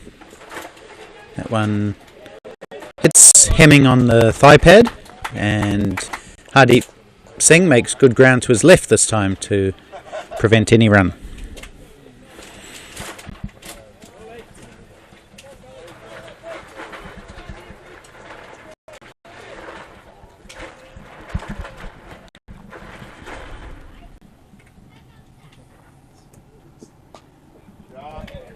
Hardy using the pace again, just giving himself a little bit of room and guiding it down to third man for 1. The throw is lowered over the top of the keeper. 1 run scored.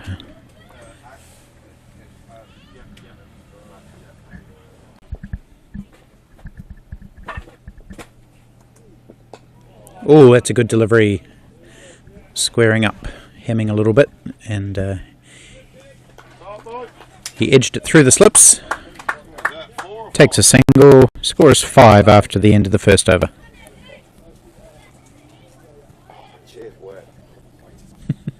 Oh no.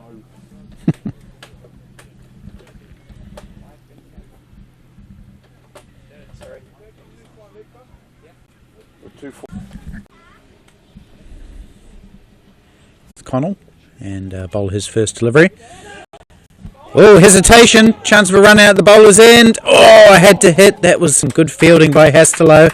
Picked up with one hand, flung it down at the bowler's end wickets, and gee, took a run in the end, didn't they? Yes. Was it a run or a leg by? Well, they didn't signal it. Okay, it must be a run then. I think he did hit it. Okay. And the first boundary of the Australian innings.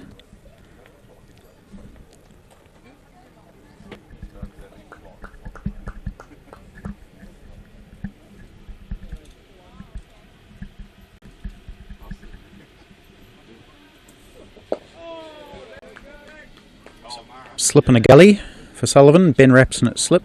Steve Hobson, I think, at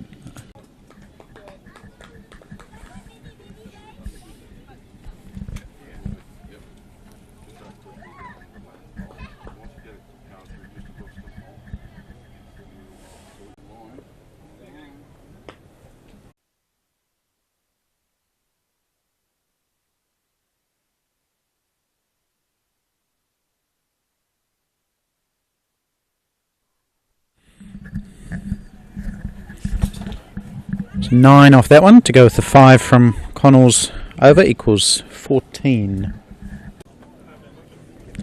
Of course, if Australia can get up today, they will share the trophy. Played for.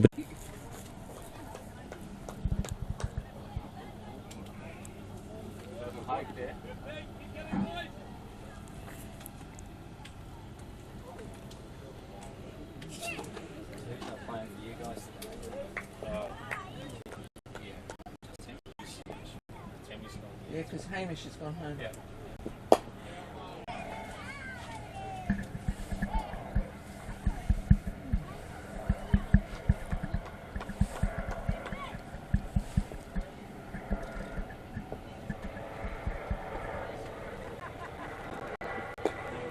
12 bowled by Connell, good length, and Jeff Hemming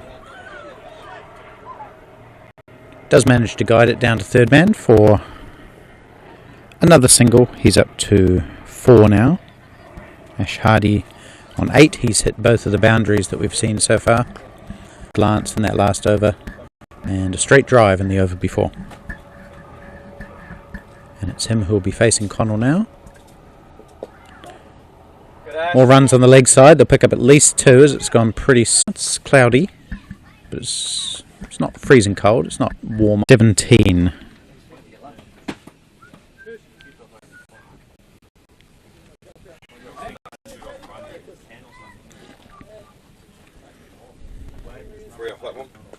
Yeah, 17.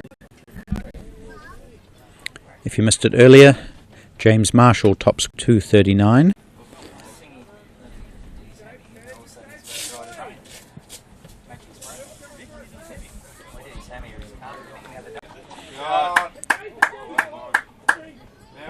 Ooh, direct hit. Might have seen Hemming struggle a little bit. That was some good fielding by James Marshall. He effected a rather brilliant run out in Tuesday's game to send Suresh Pereira back to the shed. Slashed away. Good bit of fielding there, apparently. I couldn't see it, but the applause suggested that it was some good fielding by Scott Mara. Jarvis is on the Australian too.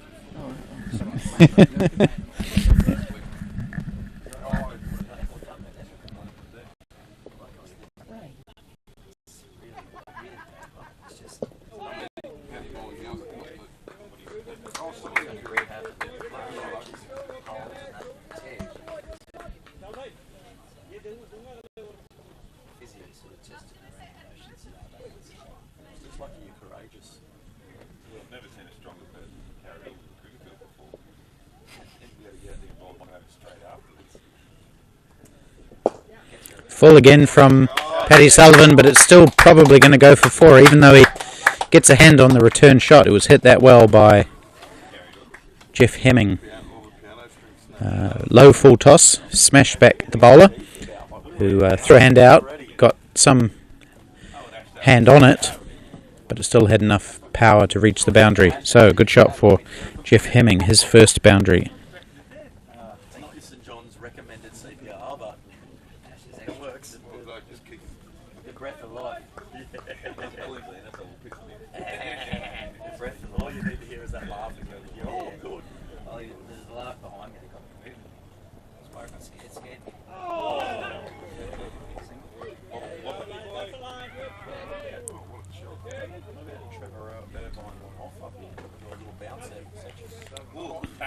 Seven off that over. Australia 24 without loss after 4. They're going at the run rate required pretty much.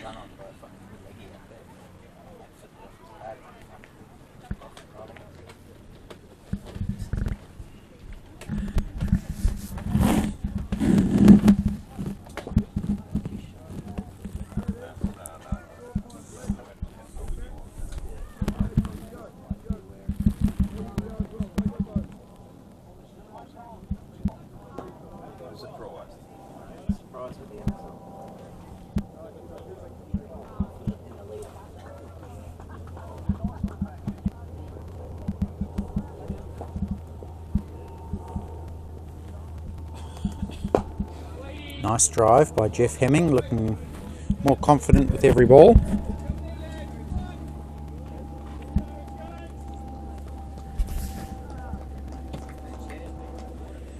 Hemming started well against New Zealand in the first over-40 international on Tuesday, scoring 18 off 19 with 3 fours before he was caught behind off Paddy Sullivan.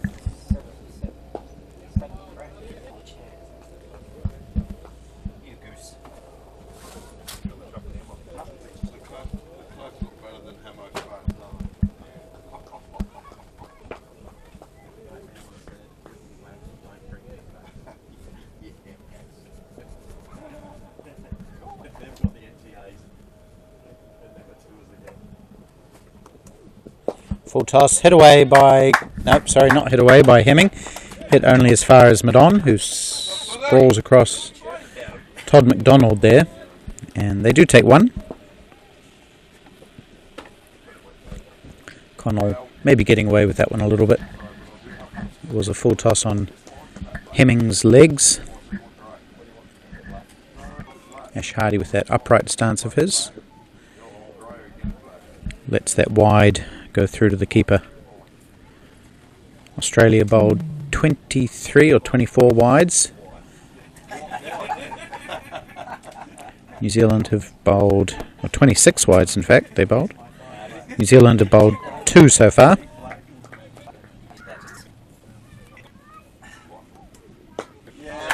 It's gone for 4. Nice slashing shot by Ash Hardy. Just throwing the hands at it and flaying it through point. That was really well hit by Hemming.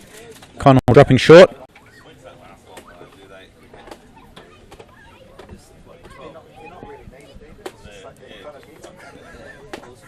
And Jeff Hemming. That's his 3rd boundary. New Zealand made a good bright start to their innings, and Australia doing the same.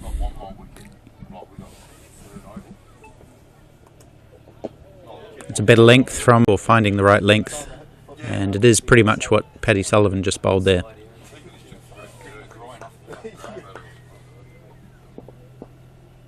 Both batsmen on 19. And quick single taken. Good running.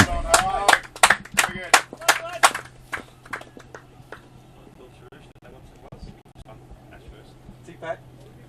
13, 26 for drinks. 13 and 26.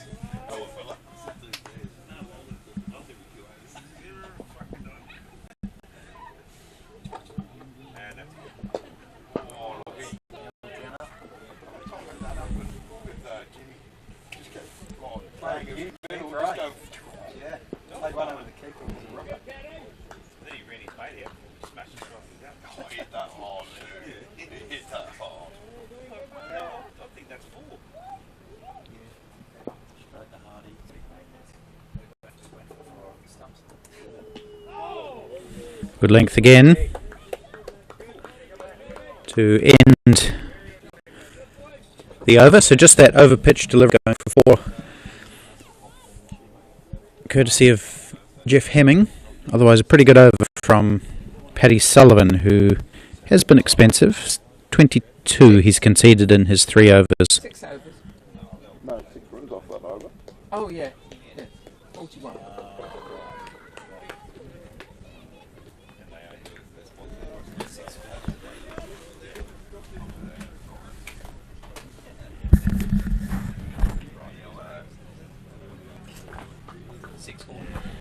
Yep.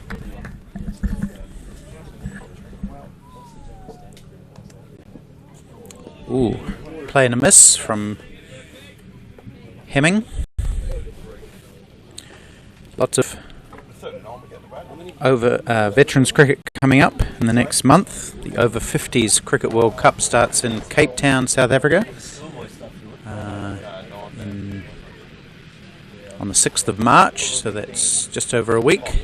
Players will be heading out on, most of them, on Thursday of next week. Well, the New Zealand players at least.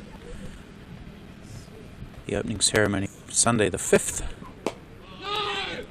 And then the first game Monday the 6th. 14 teams involved in that, including the 2, New Zealand and Australia, Australia are still the defending champions. The 2018 World Cup, they won that in Sydney. And the 2020 World Cup was abandoned after rounds because of COVID, meaning that Australia are still the reigning champions. 5 years on, almost. Good shot down the ground from Jeff Hemming. I don't think it's going to go for 4. It's hauled in, and 2 runs.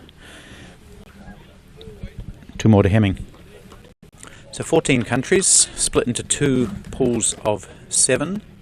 New Zealand's pool has Australia, Sri Lanka, USA, West Indies, Zimbabwe, and someone else I probably haven't mentioned, Canada.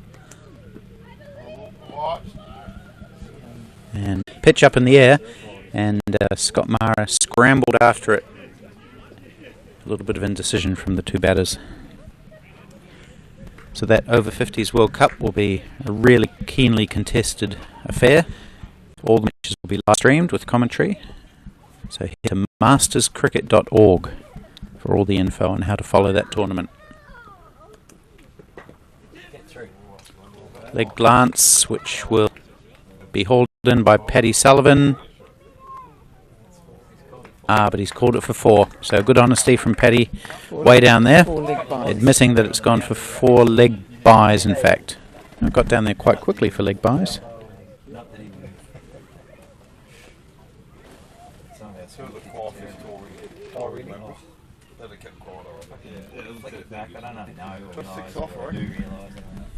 So masterscricket.org is the website for all over-40s and over-50s international cricket.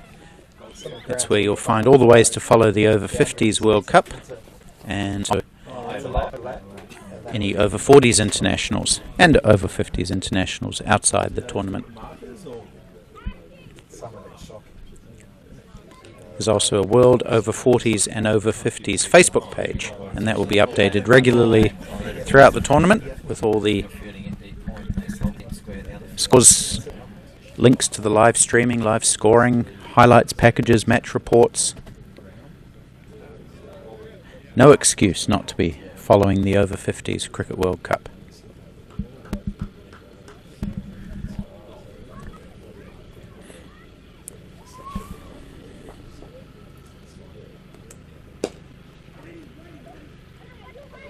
Bit of a misfield from James Marshall at mid-off.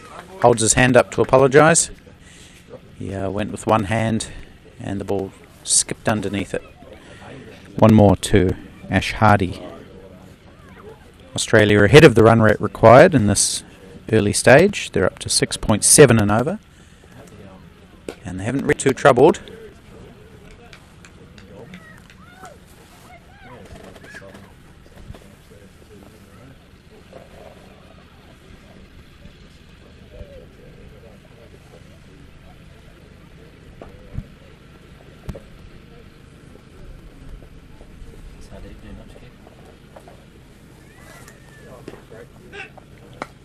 By Jeff Hemming, so this will be a leg bye, confirmed by umpire Barry.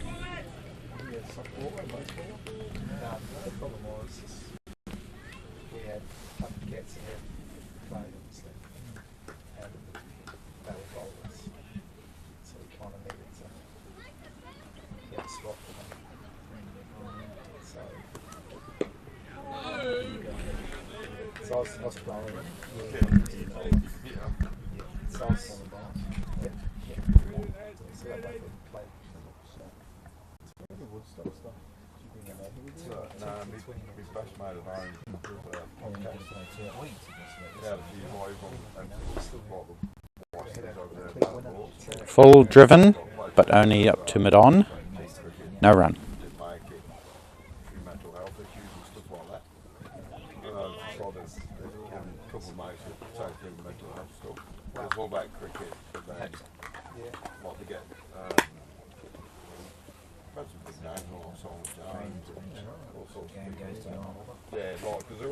So important on this wicket.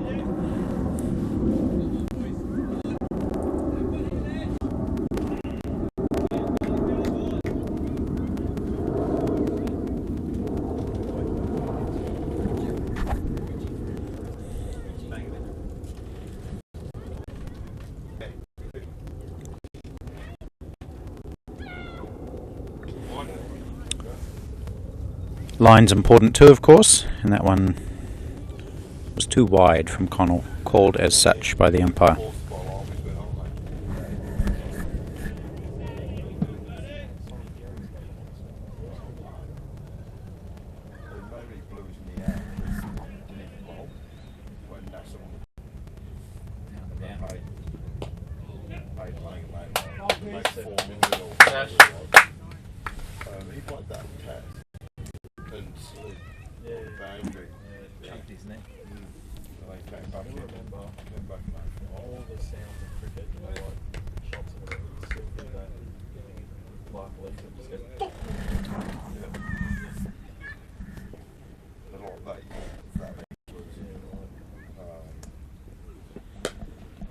Short cut away by Hardy, and he's timed it beautifully. Hemming, in fact, that is, and came onto the bat nicely. He just tapped it on the head, and it flew away to the point boundary for 4 runs.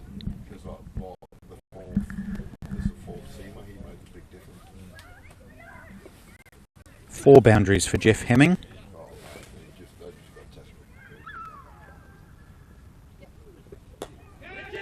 Chance catch. It's fallout from Jeff Hemming. It was in the air, the ramp shot, and it was in the air for long enough for the fielders to be very excited.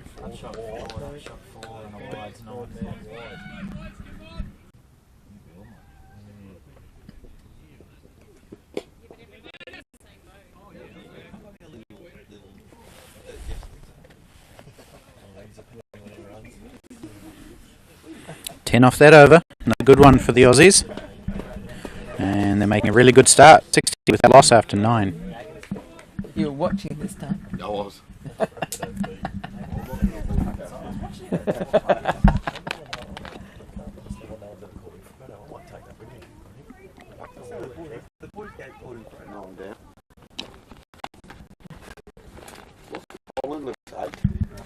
Eight for 4 and 2 for 2. Yeah.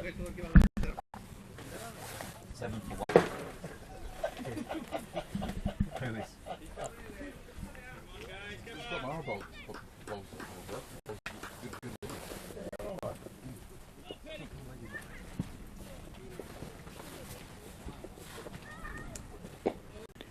New Zealand escaped this over. They've had a few overs that have started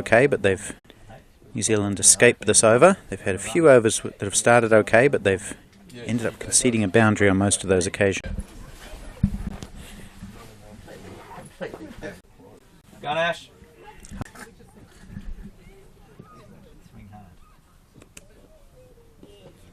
It's another wide.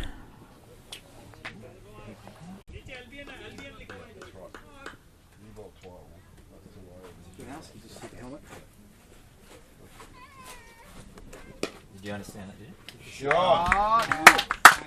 And Australia do turn this into a good over. 8 runs off that over. It's a good one. 6.8 they're going at.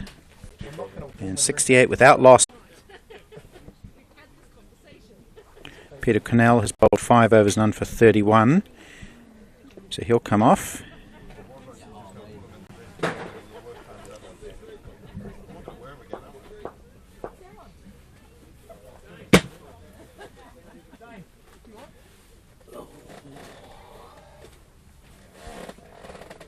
Is there someone who needs a drink? Oh, I'm missing dicks on there. Like numbers up, can I?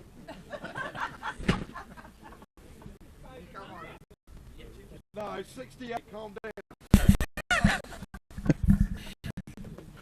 It's missing there. Yeah, it should be. It's missing. Yeah. It's that 8. You can't get.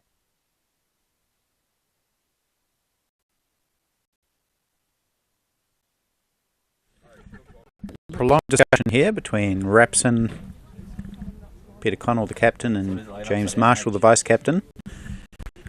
Probably regarding the fielders that will be out on the boundary. Looks like Steve Hobson's out there at mid-wicket. He's a good, quick fieldsman. Scott Mara has come inside the ring just now at a straight mid-wicket. Sorry, Steve Hobson's more of a square leg, really. No one out here on the offside. Maybe it's probably a long on out of our angle here. And it's just checking. No. So just the one fielder out? Yeah. Interesting. Okay, so Repson will bowl to Jeff Hemming. And he starts with a wide.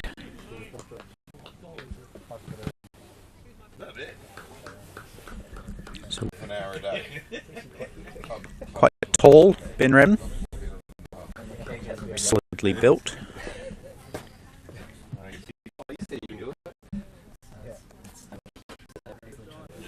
And he started pretty well, apart from that wide.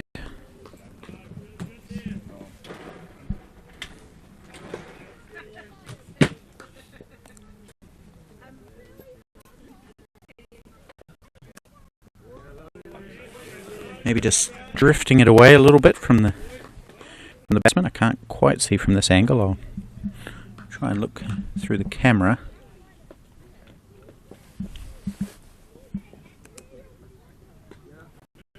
Yes, maybe just a little bit of drift. Oh, it's signalled wide. That seemed a little bit tight call from the umpire. The bowler's not happy. The batsman obviously is.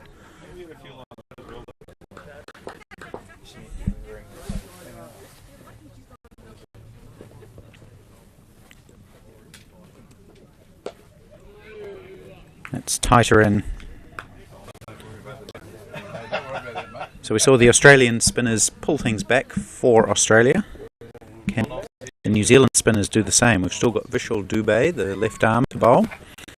We might see Scott Mara with his leggies as well. That's nicely bowled by Ben Repson.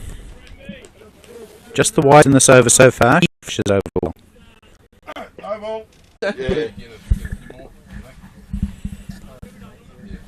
Paddy Sullivan has been given a 6th over. None for 32 he has from his 5. There'll be just one here for Ash Hardy. Adam Hastelow comes in off the boundary and fires a return over the head of the keeper.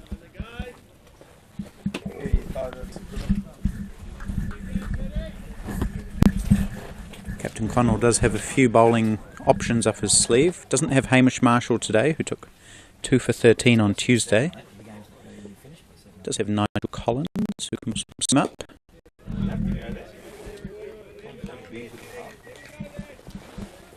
The 3 spinners that I mentioned earlier. Adam Hastelow, who's a medium pacer. Todd McDonald, he'll probably come in soon. Seam bowler.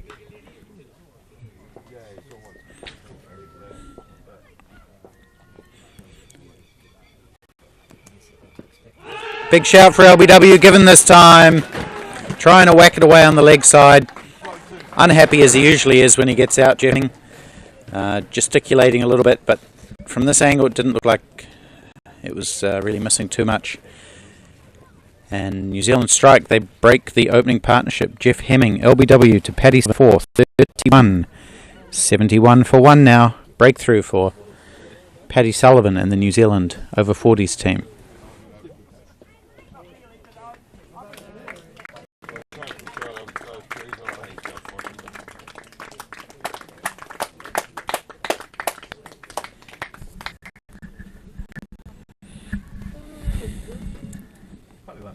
Good innings from Jeff Hemming. Well, good start. 31 he scored. He's now got a long walk back to the pavilion. We're about 100 metres away from the pavilion.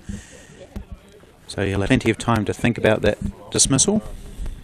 And that brings Brian May, the Australian captain, to the west.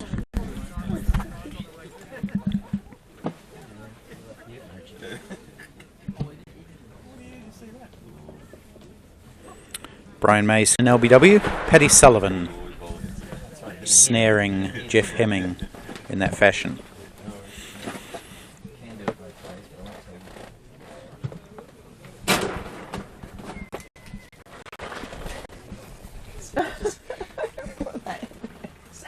Who do you think that is? Who do you think that is?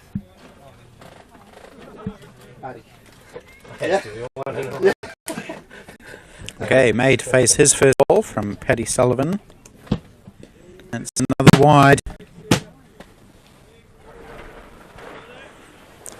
So maybe the Duke's ball swinging a little bit too much for the bowlers today. We saw 26 wides bowled by Australia.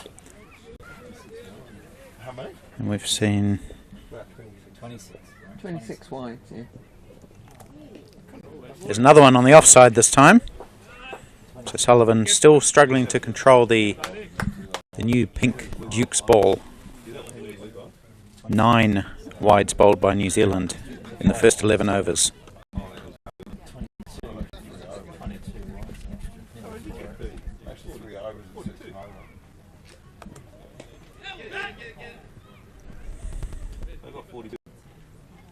Leg by. One of the over 60s matches, there were 34 wides on one side and 25 on the other side. Well, there's another one. Long overs from Paddy Sullivan. 3 wides in the over so far, and 4 in this over, I think, so far. So he's taken a wicket, but he's conceded 4 wides and a leg by. And a single. And a wicket. And a wicket. Interesting over. Yeah. Oh, and it gets even more interesting as Ash Hardy nearly... They need 6.15. There's too much going on, and I have to get my pads. I know we lost the wicket. 76 for 1.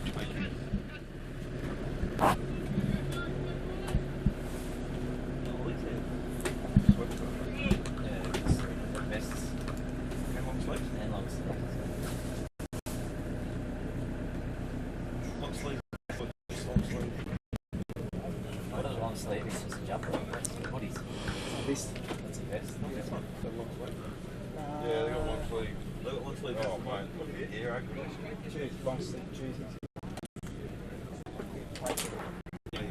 Oh, they're an optional one. Yeah.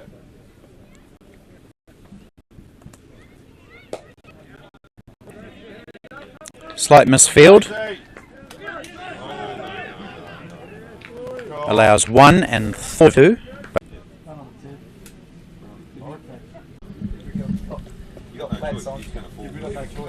Peter Connell just discussing with Ben Rapson about the offside field. Looks like the cover's coming a bit straighter. So no major changes. Short third man is coming a little bit finer. Obviously realising that the Aussies are enjoying that cut shot, or trying to play it at least.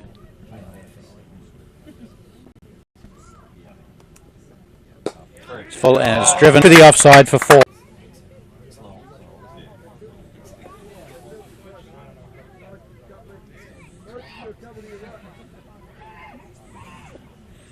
So it's interesting field there. There's a third man and a backward point who look to be only about 5 metres apart from each other.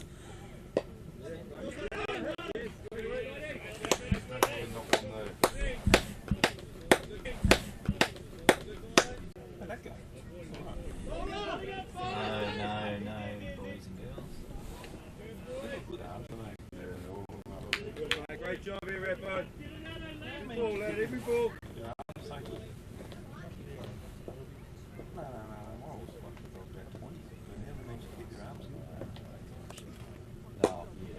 Oh, mate.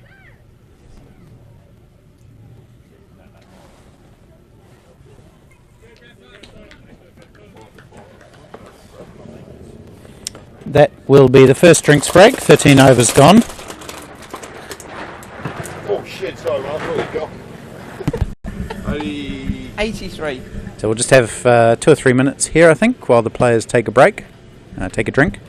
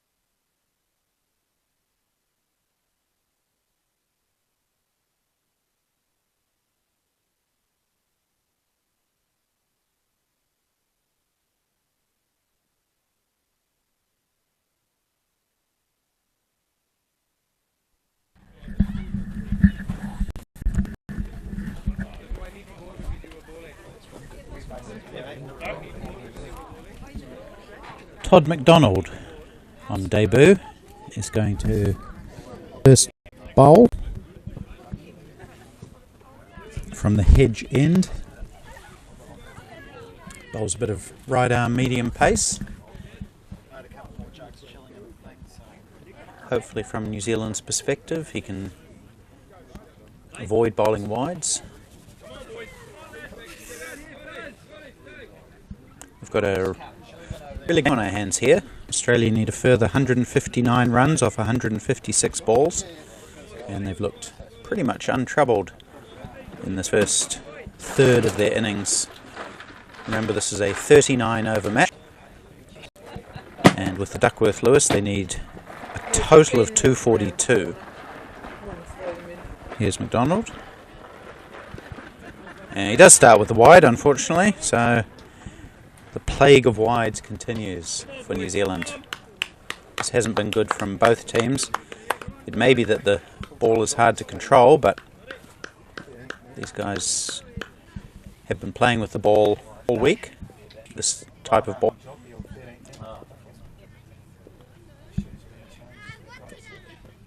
It's fired down the leg side for another wide, so bad start from Todd McDonald.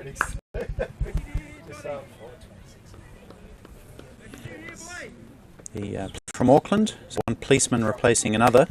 Paddy Sullivan, the Christchurch constable. I don't know if he's a constable. Anyway, Todd McDonald, also on the police force.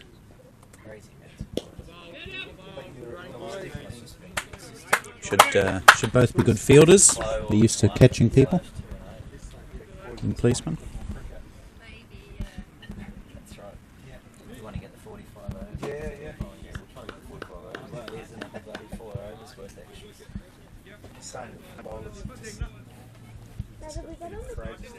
May showing his too. So they're the two oldest players in the Australian side, I think, Brian May and Ash Hardy. Ash Hardy has turned 50, not selected for the Australian over-50s, but selected for the over-40s. So that's an interesting development. In fact, I believe not even selected for the New South Wales over-50s, Ash Hardy, despite being eligible for that age group. So he's slipped into the age group under.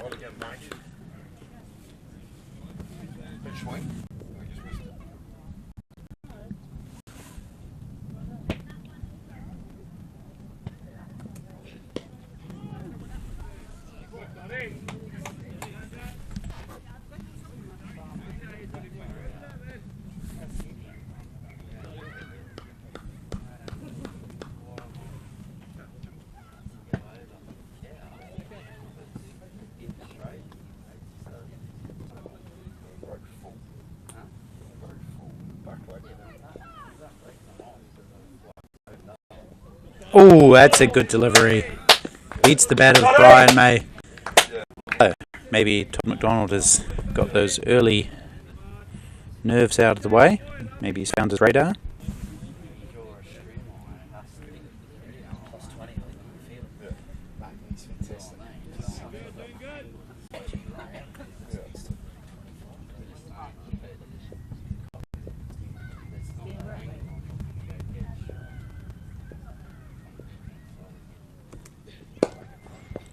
Oh, driven, and a good bit of foot fielding there from Nigel Collins, who I think he wanted to go down with the hands, but the foot got there first, and a big foot it is too.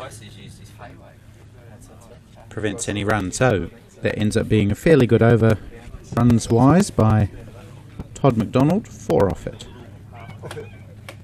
Twice he's used his foot intentionally, once not.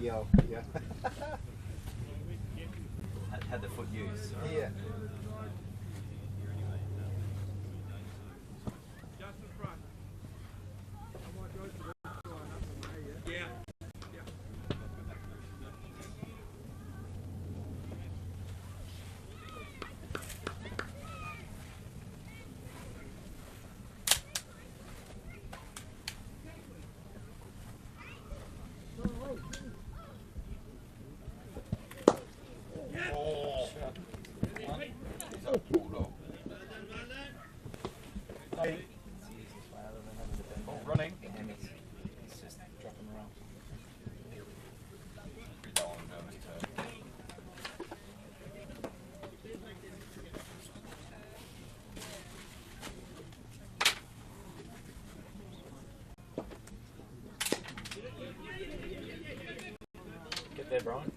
All right, boys.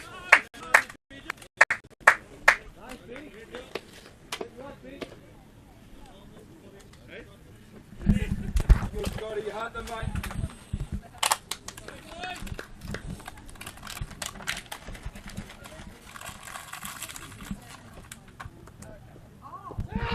Shout for LBW, big shout again. Ben Rapson makes the breakthrough. Ash Hardy trying to sweep.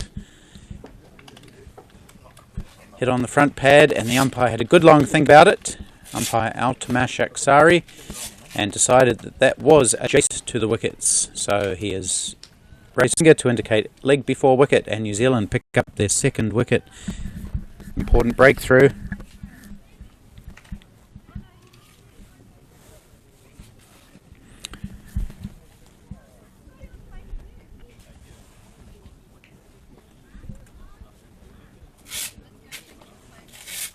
And again, Ash Hardy making a start, but not able to continue. And he's been dismissed for 37 boundaries.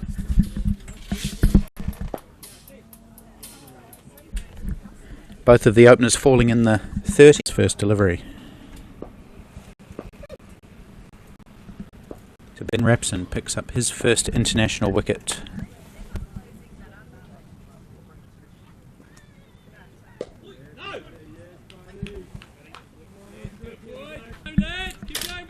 Will we look back on that decision as an important turning point in the match?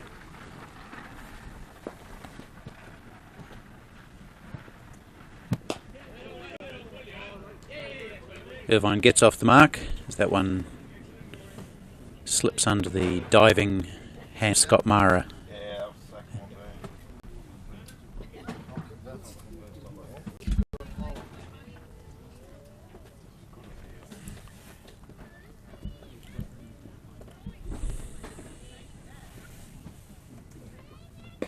Oh, that's well bowled by Rapson, honing in on those pads again. That is a successful over completed, 3 runs and a wicket for Ben Rapson, who's got 1 for 12 now from his 3. 87. 90. And 15. things just maybe turning towards New Zealand ever so slightly. Good 2 or 3 over period for them.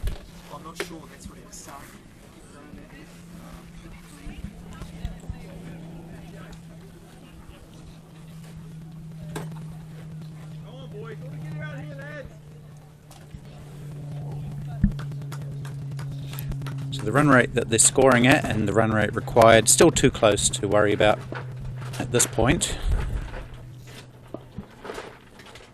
But it has crept up in favour of the latter. Here's McDonald continuing to Irvine. Oh, bowls another big wide which heads towards Rapson at first slip, and fortunately Hardeep Singh intercepts it.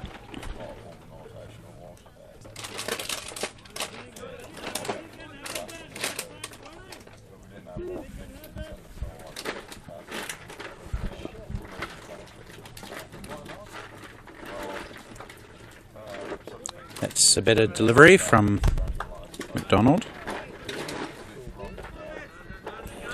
Left-handed Irvine scored 23 from 44 balls in the first Over-40 International on Tuesday.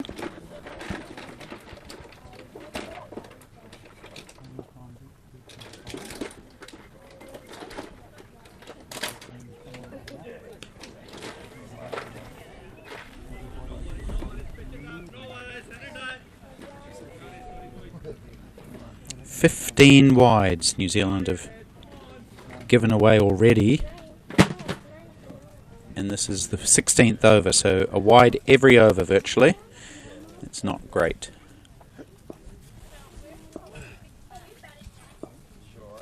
Raining in Wellington.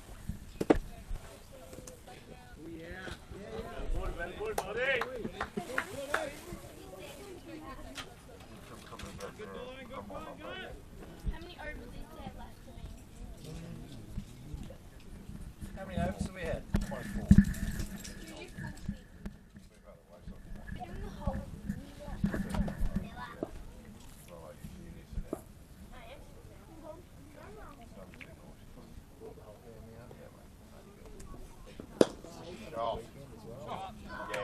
It's hit very nicely down the ground, straight.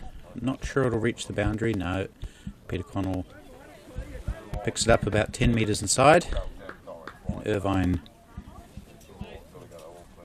takes a double.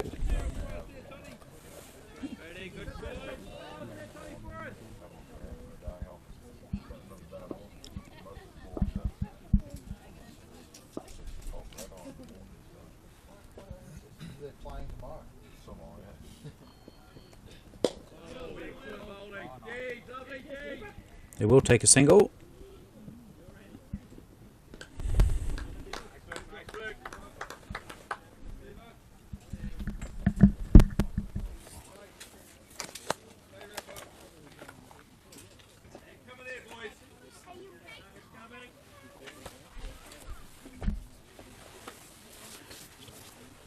Two Queenslanders here at the crease. Both have played good representative level cricket in Queensland. Brian May played a lot of Queensland cricket, which is basically, for anyone outside of, or who's not playing in Brisbane cricket, it's considered Queensland country, so it's a pretty big catchment area. And in fact, he's played for Australian country, so that's a very high standard. The other states have similar systems. So, for example, if you're playing in New South Wales, if you're not playing in the Sydney grade competition, you're considered New South Wales country. And ditto for Melbourne and Victoria, Adelaide and South Australia, and so on. That's how Brian explained it to me at the lunch break today.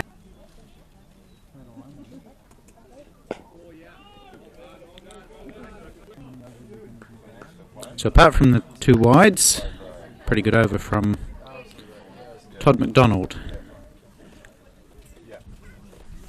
And just continuing on Brian May, he's represented Australia country against some of the Australian Sheffield Shield state sides. Played against New Zealand, he said, and Sri Lanka as well. And Trevor Irvine, the left-hander, who will be taking strike, he's played Queensland's second 11 and also Queensland under 19s, under 17s and so on. With good pedigrees into Australia.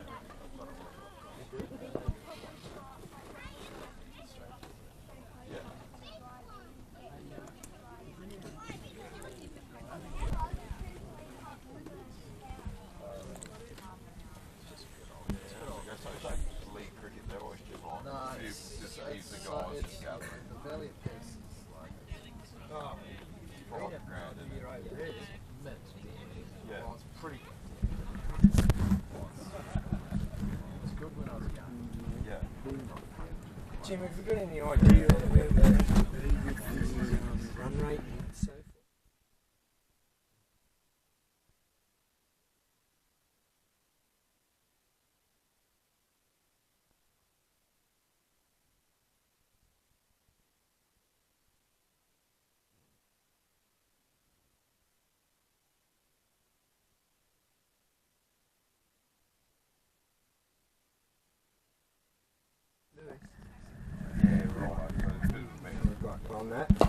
No, good piece of fielding from the big man, Ben Rapson, getting down to his right. So when, stopping any run. The 6 overs per side, we then put that in, and then that comes up with. That's why you need 242 to win. So if you now lose another over, some overs, then we put that in. He will get a single this time, just pushing it in. So we haven't got like an updated over to over.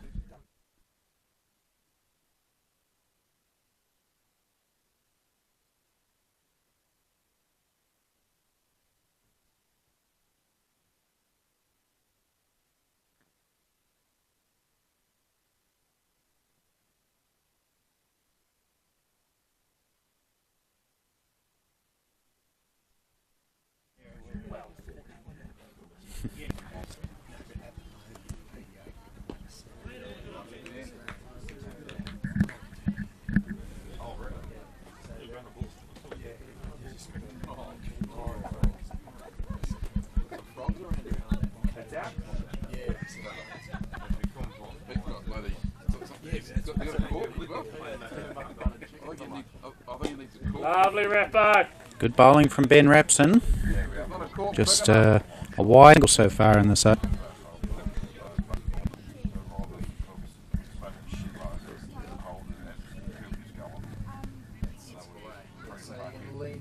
Ooh, and beats the bat of Brian May. That is a very good over, maybe even the best over of the innings, apart from the ones that took wickets.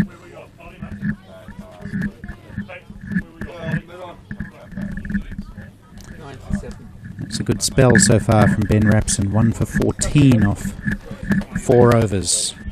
Just helping peg back this run rate. The Aussie run rate is 5.71 now. The run rate required, 0.6.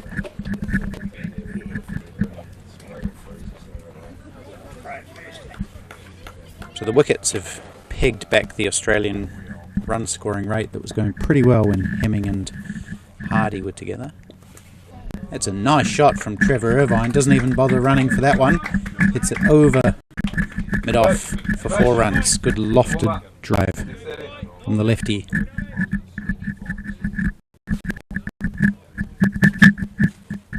Good way to start the over for the Australians.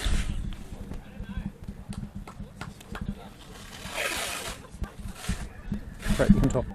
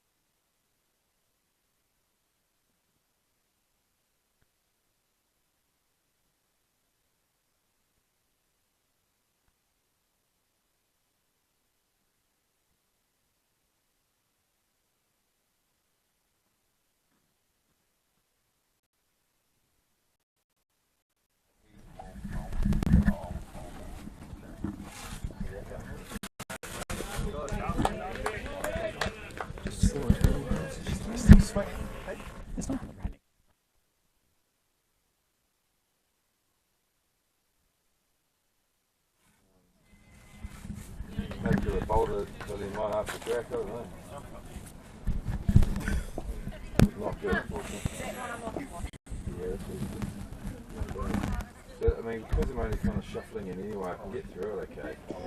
And so it's no real excuse for kind of bowling. That was a wide-ish delivery, but not signalled as such by the umpire. Trevor Irvine probably could have or should have been able to cut that ball. Missed it, through to the keeper. 4 dots in a row for Todd McDonald after that boundary off the first delivery. So can he close out this over? What are his numbers?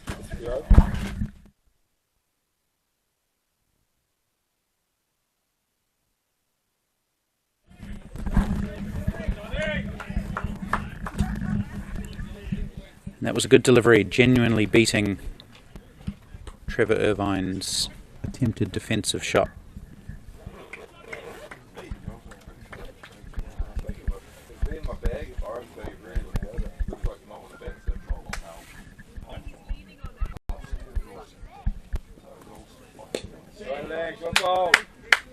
Finishes the over well, does McDonald, just finishing conceding a single. So 5 off the over.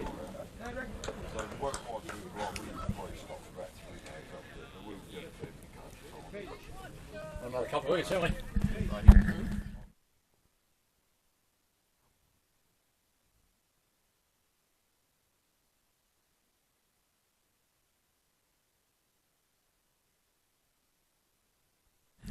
The 100 came up for Australia. Might have happened a couple of overs ago, but I've just noticed it. No, it's just the last. Oh yeah, during that over actually. Yes, 102 for 2 they are. Going at 5.67. Now the run rate required, keep an eye on that over the next overs. It's up to 6.6 for now. I don't think the Aussie want it to get over until much closer to the end of the match. Rapson has bowled well. He's conceded 14 off 40.5 and over.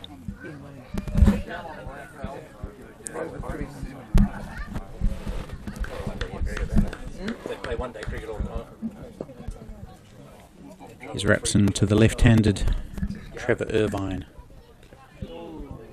Chops it down. No run. That's the key here. We could 8 9.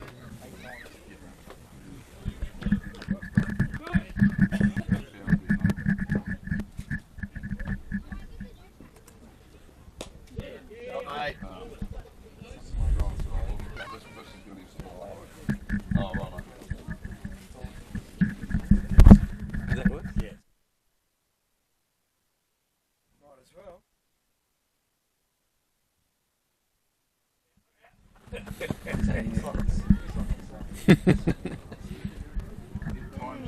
You're only 7 up to the No, it's at 112. It's one of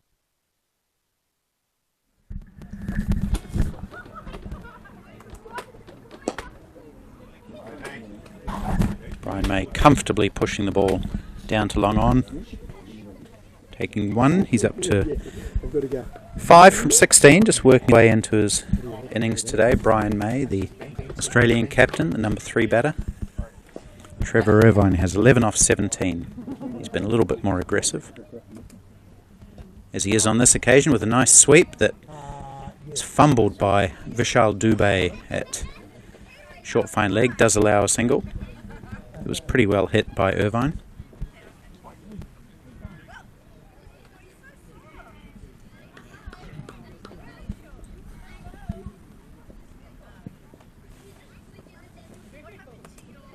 Ooh, tossed up. Well bowled, no run.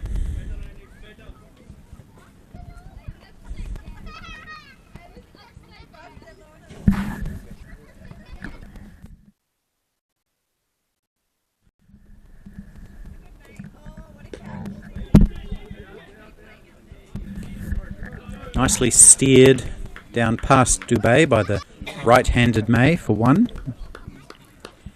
Good over from Rapson again, 4 off it. Bowling well on debut. 1 for 18 off 5. 2 other spinners likely to bowl today for New Zealand. Vishal Dubey, the slow left armour, and Scott Mara, the leg break googly bowler. You may see him. The other spinner in the side is Hardeep Singh, but he's keeping wicket today, so he probably won't bowl.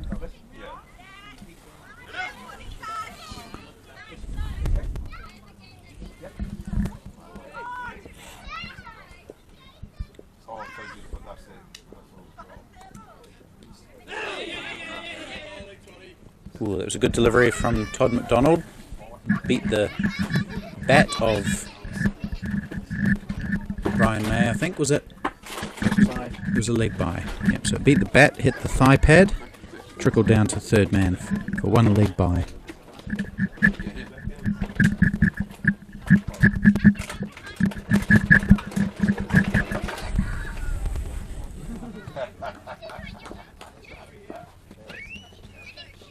Partnership of 18 between these two in 5 overs.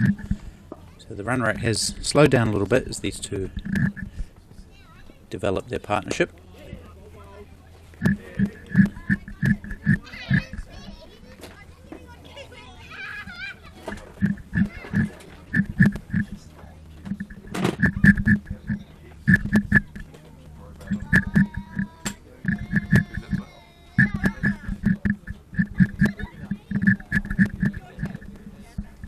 Earlier, New Zealand scored 232 for 9 from 39 overs. James Marshall top scoring with 70.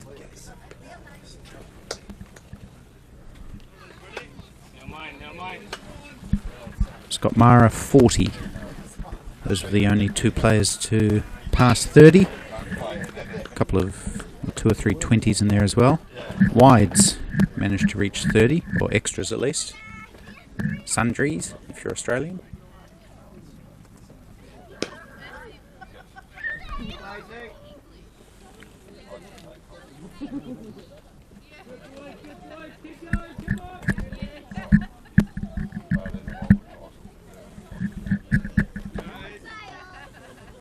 Dane Stevenson picking up 3 for 51 with his off spinners. He was on a hat-trick at one stage.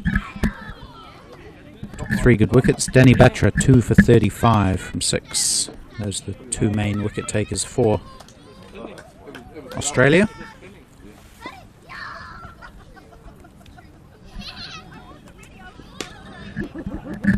Cut by Irvine, work for Hesterlow to do on the boundary. Does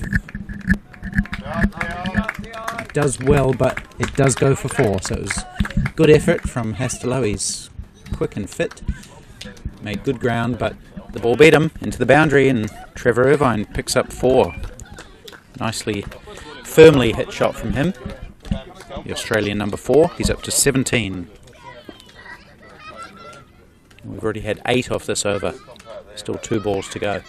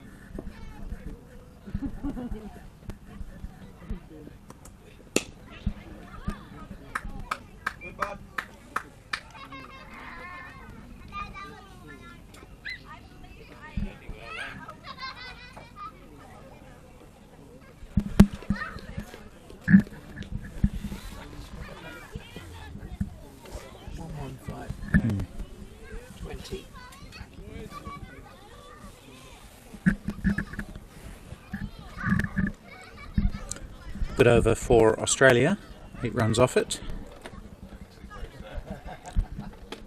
The wickets to fall for Australia, Jeff Hemming and Ash Hardy put on 71 in pretty good time. They look pretty comfortable.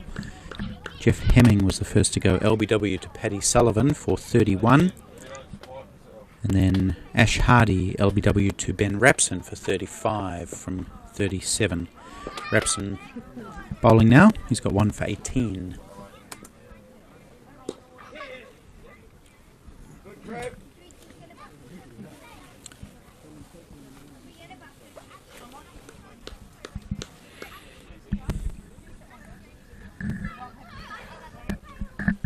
Just feels like it's getting a little bit darker. Did you notice that, Anne? Yeah, it's the black clouds are coming across now. Yeah, smaller but still coming across.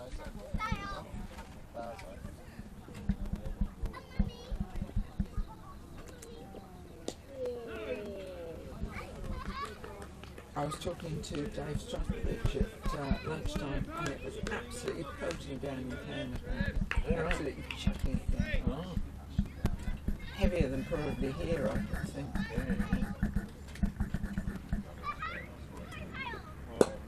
Oh, nice strong shot by Brian May. Opens the shoulders for the first time and hits the ball wide of long on, for 4. It's the first boundary for the Australian skipper. And that was an effortless strike from the Bradman of the Bush, as he's known.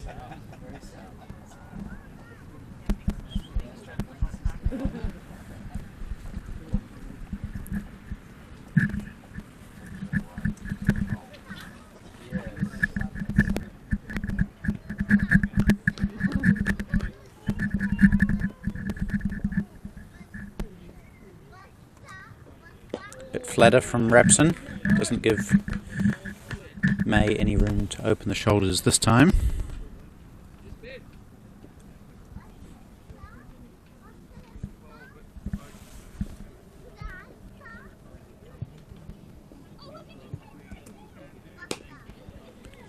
So he gives himself some room and knocks the ball out to the cover sweeper for 1.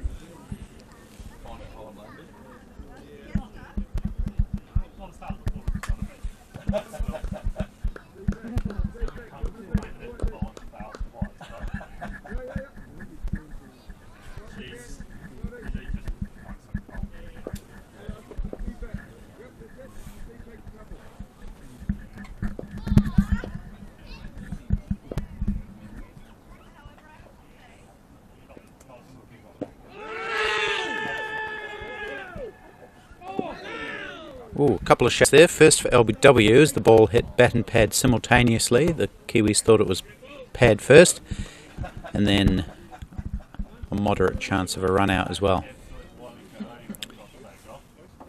Now, did they take a run there? They didn't, did they? No. I'm not going really, I'm going backwards. No, I'm going down. 6 off. Rapson going at 4 and over. Pretty good from him.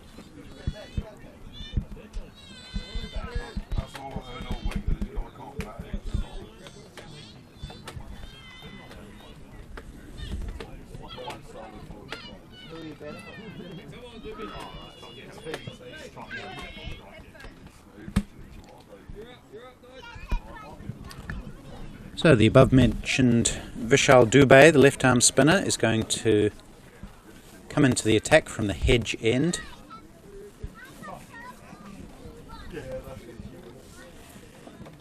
He played on Tuesday. Bowled well, actually. 8 overs, 1 for 30. So he was economical. And he took the wicket of Trevor Irvine, who's out there now. Had him caught it slip. Great catch by Deepak June.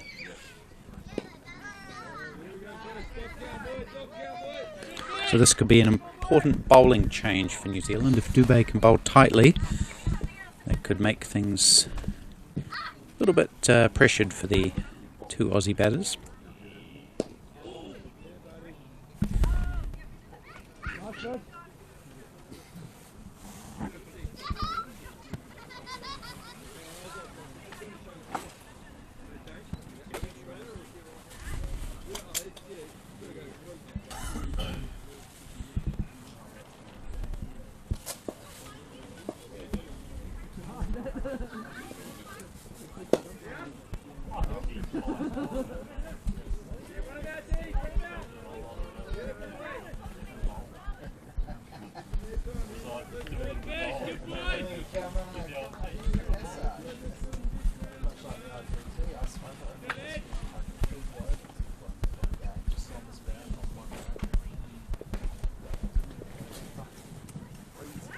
Oh, inside edge. Anywhere that one.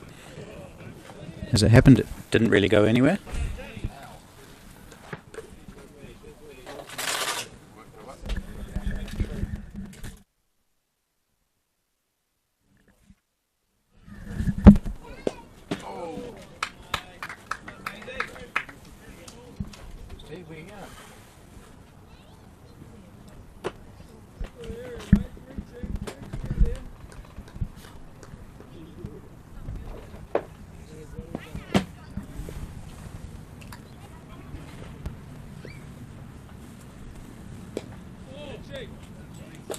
Bowling quite round arm.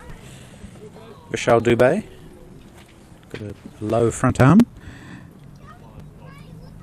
Pretty good first over 4 off it.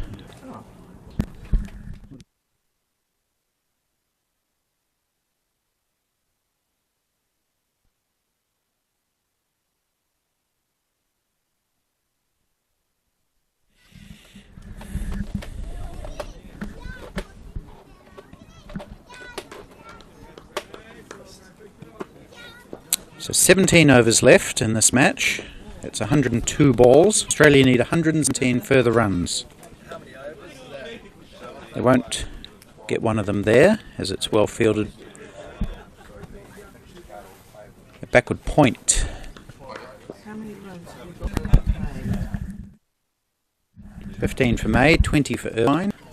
That's a chance of a catch taken. That's the breakthrough they needed. Deepak June again catches Trevor Irvine, this time at point. Simple catch this time. Ben Rapson picks up a well-deserved second wicket, just tempting Irvine into that expansive drive outside the off stump, and may have just held it back a little bit, the bowler. So that partnership of 36 that was just starting to maybe open up a little bit has been curtailed. Trevor Irvine caught June, bowled Rapson for 20.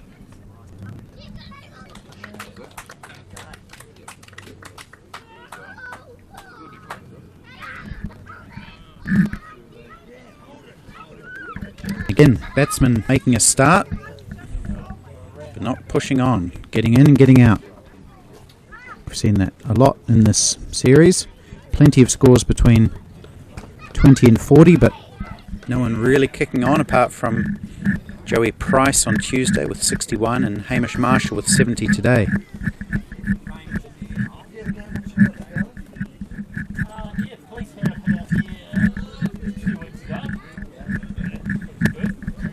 Richie Wild is batting at 5 today. He's been all over the batting order for Australia. He's, I think he came in at number 10 or 11 in the warm-up match.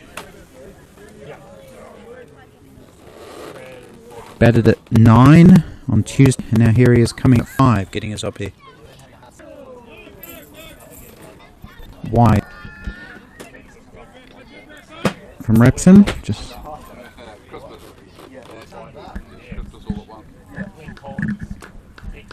But he is a quick scorer. Richie Wild from Mildura in Victoria, plays for South Australia at the over-40s level. It's closer for him to get to the South Australian games than it is to the Victorian games.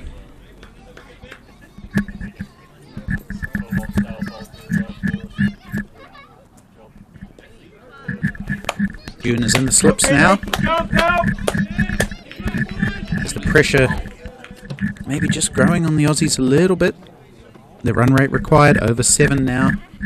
It's getting a wee bit dark here. Richie Wild gets off the mark.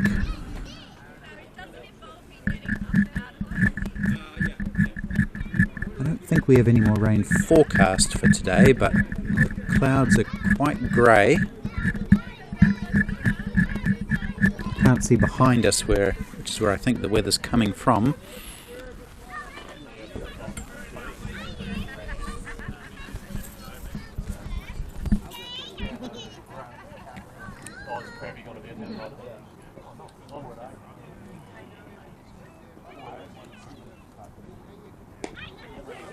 Quick single, and they take it comfortably. And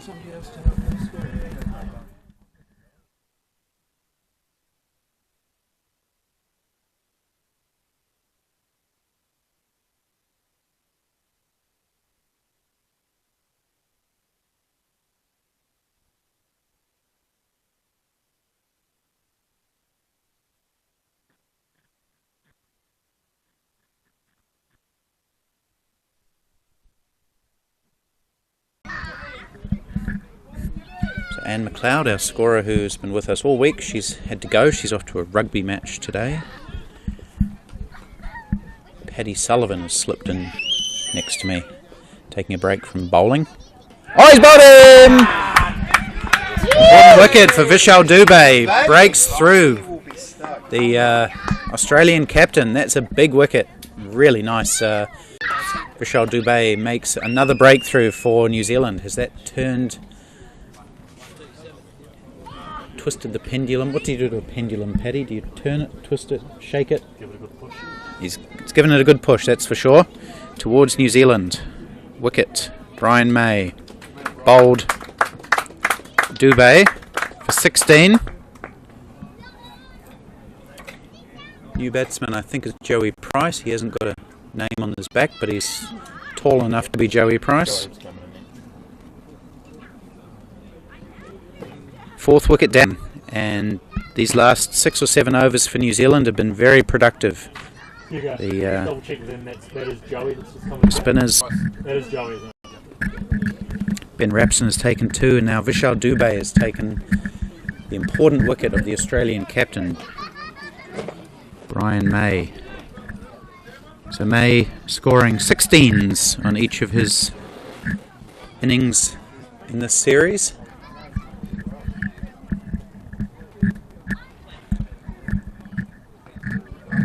Now with Brian May, the lead singer of Queen, and Australia under pressure.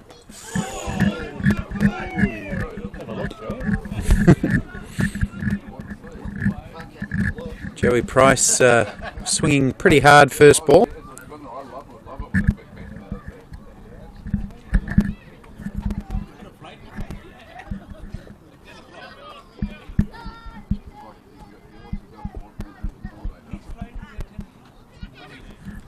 Nearly 7.5 now, the run rate required. He plays it again this time and it works as he whacks it way over the square leg boundary for a huge 6. And I may be wrong, but I think that might be the first 6 of the match. Indeed it is. So Joey Price wasting no time, having a big swing first ball, missing it, having an even bigger swing second ball, and launching it for 6 runs. Is that the way he's going to play? Yes, it is. There's a chance of a catch on the boundary, taken by Deepak June. So Joey Price's adventurous experiment doesn't pay off. He hit it quite sweetly, but right down to the very safe hands of Deepak June, who pouched it safely to his left. And Joey Price's innings is dot, and then a 6, and then caught on the boundary. So 2 wickets in the over for Deepak June, for Vishal Dubey. Deepak June doing the catching.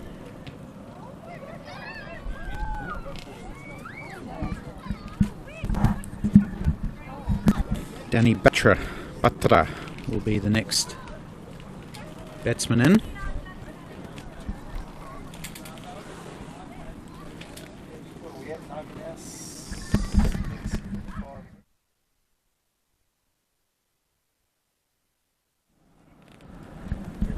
That's the 24th. 1 left. 1 ball left in the other.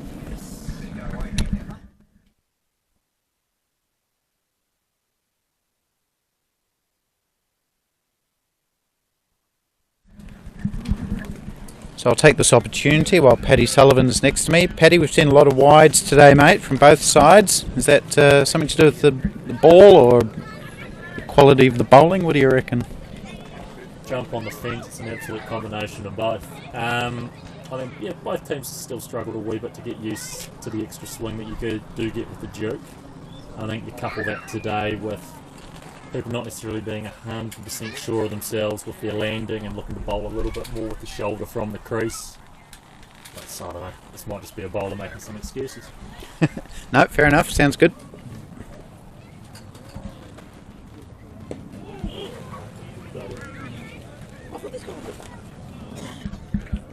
Okay, end of a double wicket taking over for Vishal Dubey.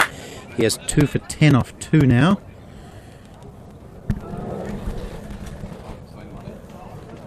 And it's 1-3-4-4-5 after 24. 2 new batsmen. Richie Wild, 1 off 3. Danny Batra yet to score off 1 delivery. It's getting chilly here at Mandeville Oval. 5:39 on a Friday evening. Grey clouds above. Bit of a wind whistling through. We do have that beautiful hedge to protect us from some of the wind. And what a hedge it is.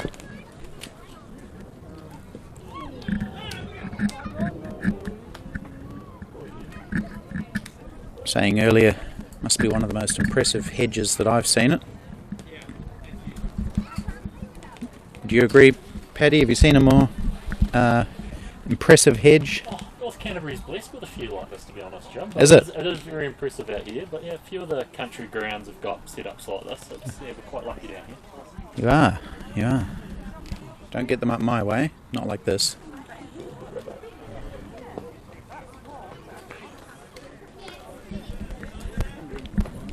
Okay, run rate required up to 7.3. The 2 spinners doing a great job for New Zealand, Rapson and Dubey.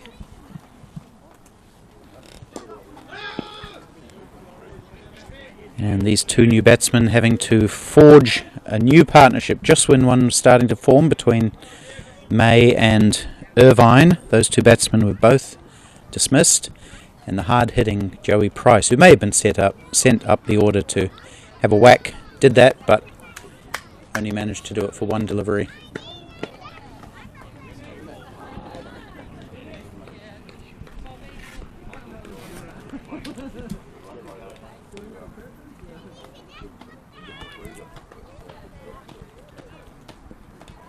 But Richie Wild, he's shown in his few balls that he's faced that he's a capable batsman. Batted number 3, I believe, for South Australia at the Australian State Champs.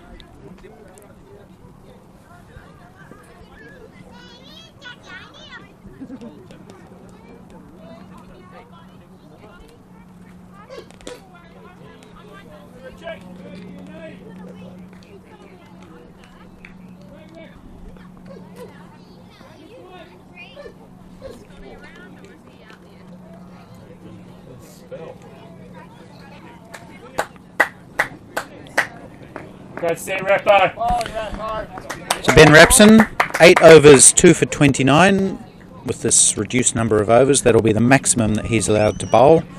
I think the rules were 3 can bowl 8 and 2 can bowl 7. Does that add up to 30? 4 can bowl 8, 1 can bowl 7. 4 can bowl 8, 1 can bowl 7.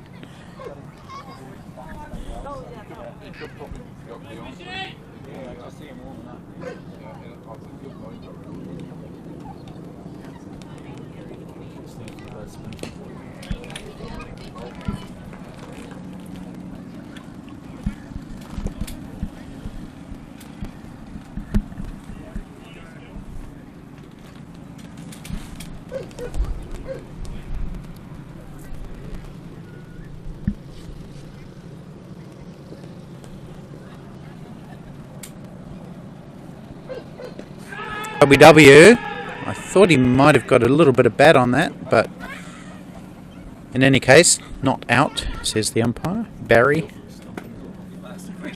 Oh, they're asking both umpires, so no luck with the strikers umpire. They thought they'd try the square leg umpire as well. He says no as well. Yeah.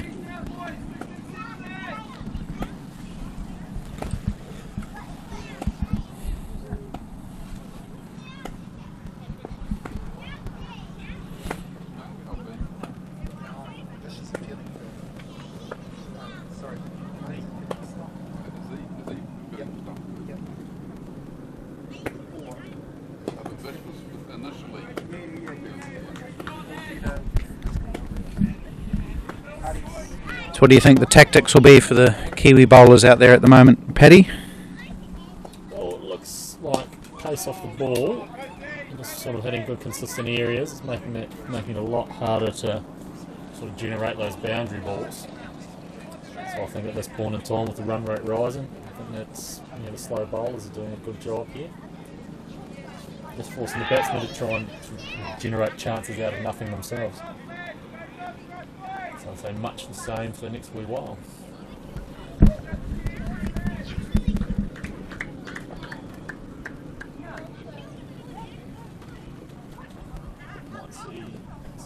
Might see sig spin coming from this other end now, following this over. That would be from Scotty Mara, presumably.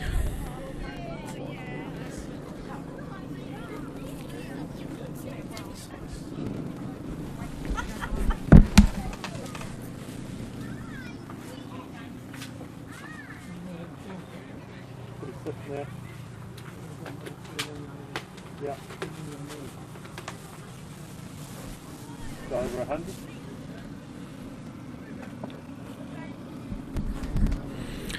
Indeed, it will be Scott Mara, the all-rounder from Auckland, who bowls leg spin.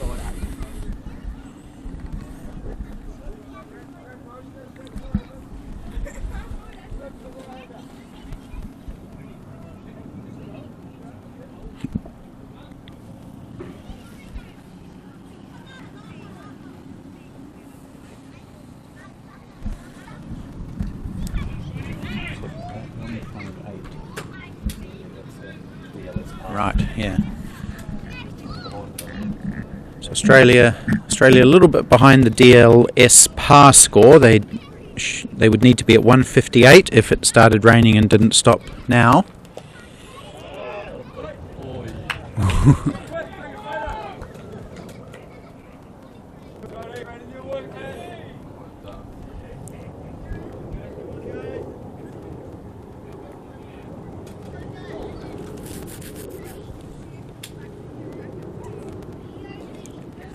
Oh, plenty of action there.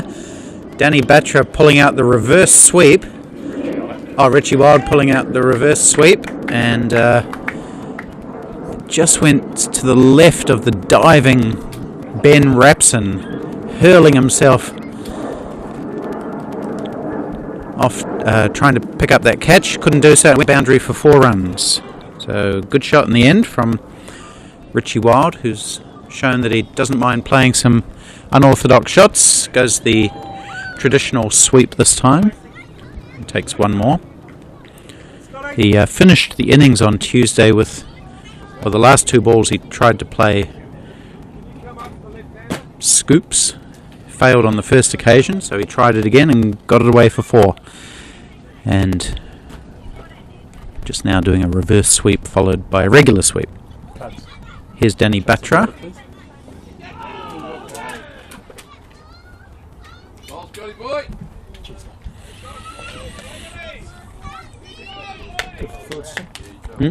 Yeah, mate. Yeah, thanks. Yeah. Keep going. Cheers, mate.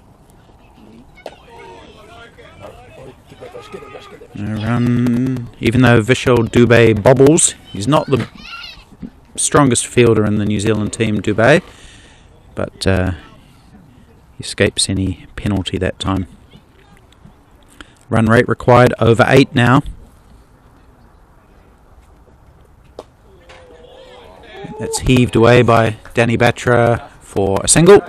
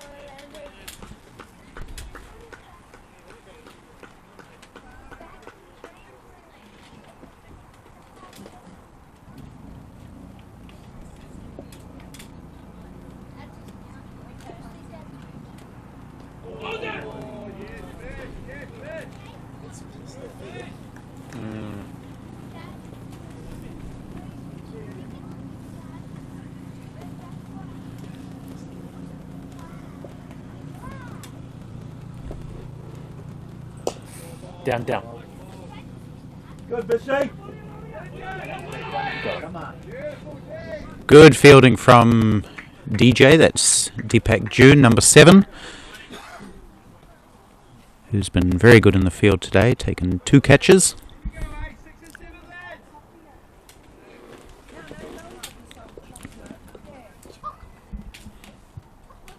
Down.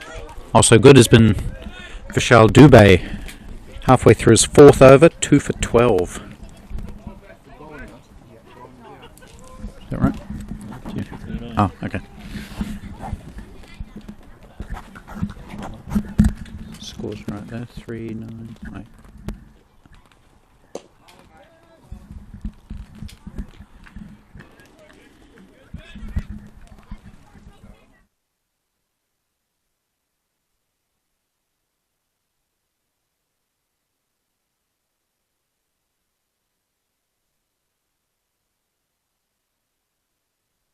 Here you go.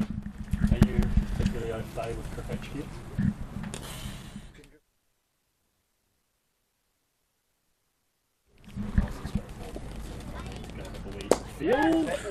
Ooh. It's hit strongly straight down the ground for 4. So nice powerful shot from the big man, Richie Wild, former Nottinghamshire second 11 player. Hits his second boundary to end Vishal Dubé's 4th over. And that brings up the 150 for Australia, 151 for 5 after 28. They need 91 off 66 from here. Ooh, that wind just whooshing into the marquee here. It's getting a little bit chilly. Some black clouds above head.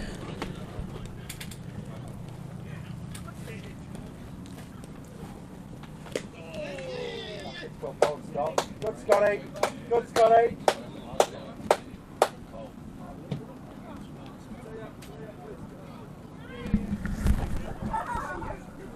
Force his hand, Scotty. Force the shot, mate.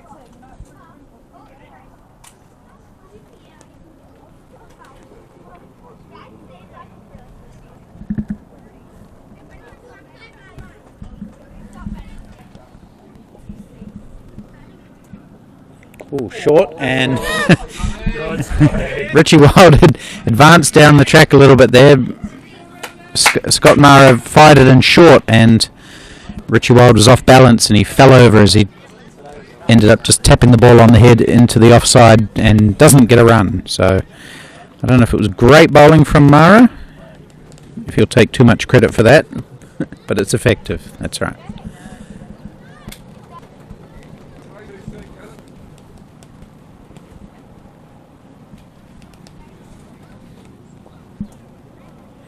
Down the track, Richie Wild. Chance of a run out. Oh, they're going to let it go, and yeah, run out was on at both ends there. The call was for the bowler to let it go, which he did, and the ball went to the keeper's end in the end. And after all that, just 1 scored.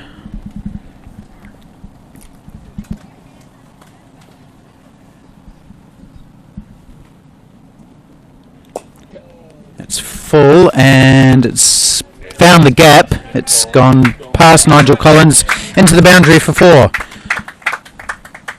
So good job, Danny Butch. The best tour, he scored. Well, the rain's just getting a little bit heavier now. It's swept in from, I don't know which direction it's from, but from the top.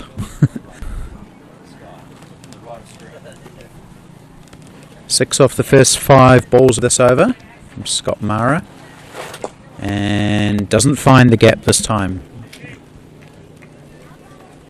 So 6 runs off the over so far.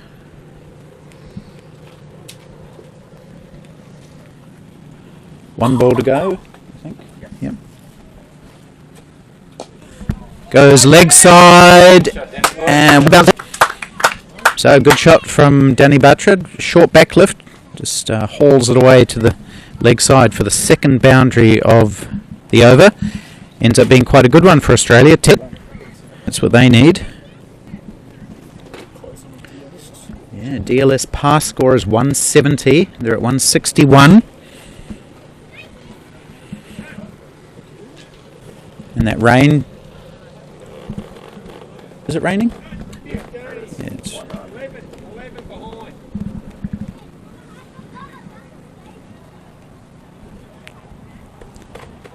so it'll be interesting if and when the umpires do decide to come off for rain. We may not get back on, not sure. It could just be a passing shower. Let's see, Dubé coming over the wicket now. Oh, it's slammed by consecutive boundaries. They are just 2 behind the Duckworth-Lewis pass score.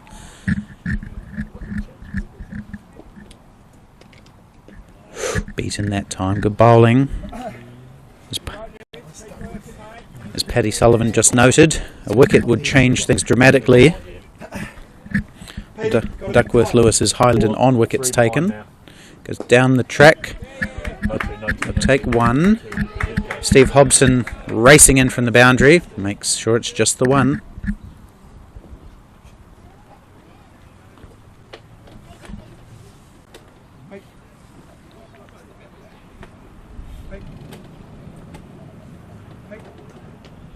Three behind still.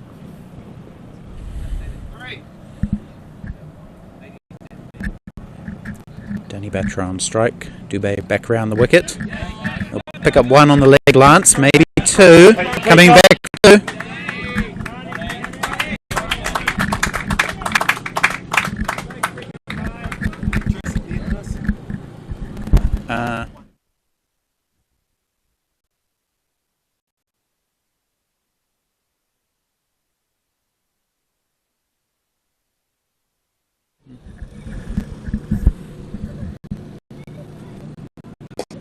Full toss, hammered out towards Steve Hobson on the boundary. He keeps it to one.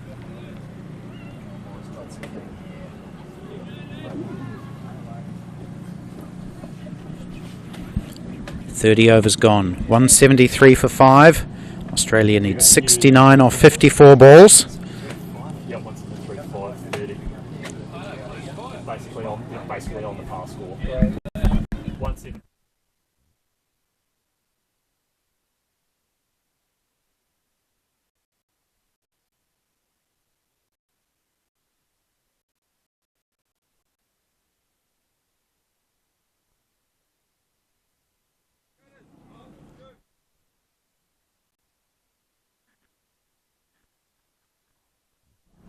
The Duckworth-Lewis par score, if the game was to be stopped now, is 174. Australia are 173.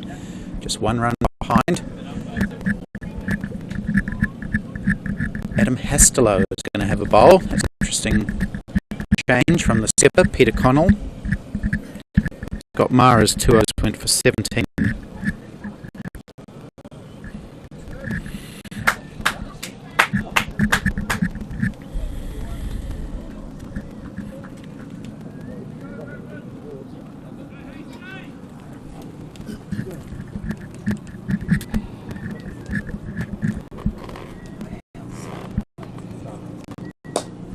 Slammed away by Danny Batra. There's work for the cover sweeper to do, which he does. That's Collins out there. Todd McDonald, sorry. Yeah.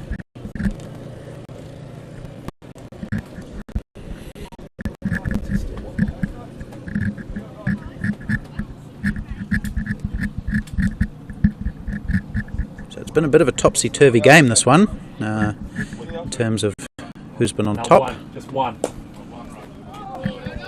Dot ball. That's crucial. He's a good fielder, Adam Hastelow, and he was good off his own bowling on that occasion. Firmly back to him. Behind par, Pete.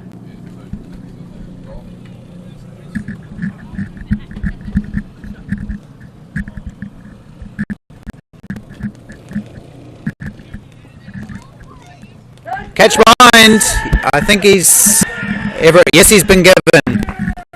Yes, the Kiwi's been up. We could hear it from here. Just needed the umpire to confirm it, and he did. Richie Wild trying to pull that ball, getting, I don't know if it was a glove or a bit of bat. Well taken by the keeper, Deep Singh, taking his first dismissal behind the stumps. And that is a crucial wicket for New Zealand. Not only is it Richie Wild who can score quickly, it brings new batsman in, and it adds 10 runs to the Duckworth-Lewis par score. That's a very important breakthrough for Adam Hastelow, and an inspired bowling change by the skipper Peter Connell. Wild batted well for his 24, I think he scored. And now the DLS par score goes up to 185. I don't know if that's quite so relevant at the moment. It seems like the rain has eased off and has maybe passed us over to the left. It seems a bit lighter back in the direction where the weather was coming from. So it may come down more to the runs and balls. At the moment, that equation, 68 needed off 51, 4 wickets in hand, 8 runs and over is the run rate required. So I think for now we'll focus on balls, runs and balls, of course.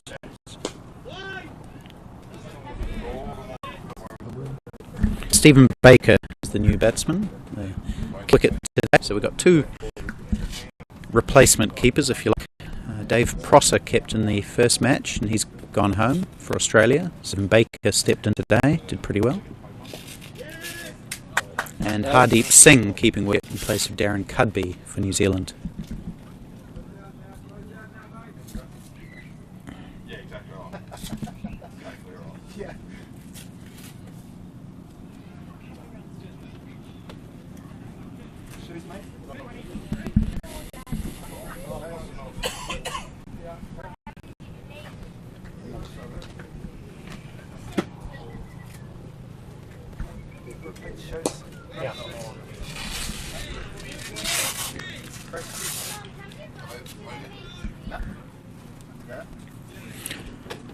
A great over by Adam Hastelow, a wicket, and 2 runs off it.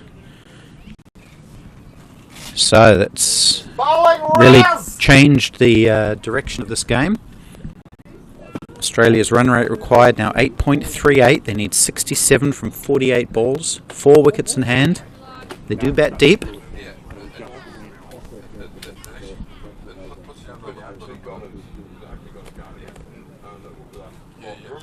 It looks like we might be seeing a change of bowling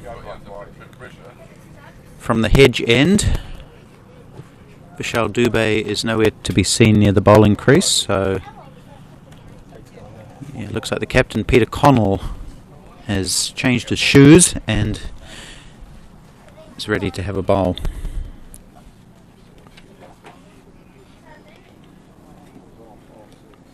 Are you likely to be going back to have a bowl, Paddy? It's in the locker as an option. Right. Was it hard bowling on the artificial in your non-spikes today? It's certainly not my preference, but you know, you get out there and you do it. Certainly no excuse for a spray can that happened today, but no, it's definitely a challenge. We'll leave it at that. Alright, Peter Connell, 5 overs, none for 31. He's got 3 overs maximum to bowl.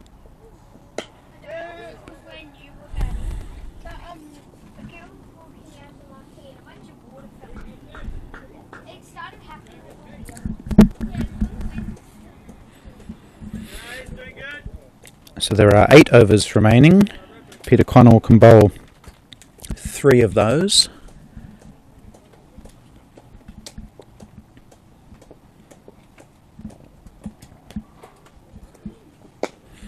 Slashed away. Good piece of fielding by Steve Hobson out there again. He's a good fielder, fit, and moves well across the ground.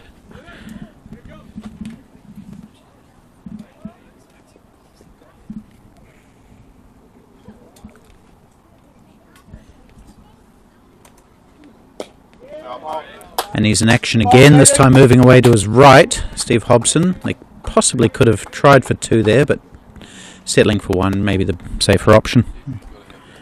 Sensible option. Danny Batra's done well in this series. He scored 40 on Tuesday, got runs in the warm-up game as well, and he's made his way to 17 off 21 today.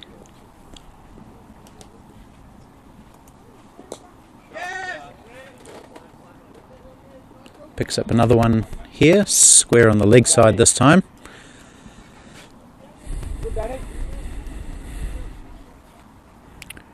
Runs off each of the first 4 balls of this over. 2 to Batra, 2 to Baker.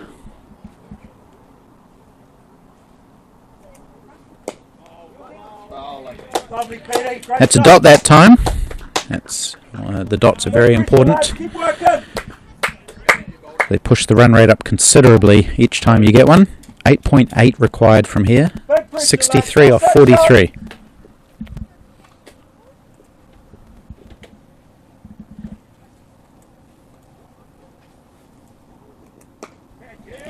Swung away. That will go for 4. Great shot from Stephen Baker. Not a big guy, and he's pulled it away well to the right of Adam Hastelow, who couldn't get across to prevent that boundary. So good finish to the over. 8 off it. So they're still in this, the Aussies. 59 needed, 42 balls to go. 183, So it's 59 off 7 overs. That's 8.43 and over. It's been a real topsy-turvy game, this one. New Zealand started with a hiss and a roar off the first 6 or 7 overs. The Aussies pulled it right back. And then the Australians started very well with the bat, and they've been pulled back as well. And then the last 10 or 15 overs, it's gone back and forward a few times. Probably even money at the moment. Batcher drives down the ground. That could go for 4. I can't see what's happened here. That looks like it's been fielded. And they've taken 2.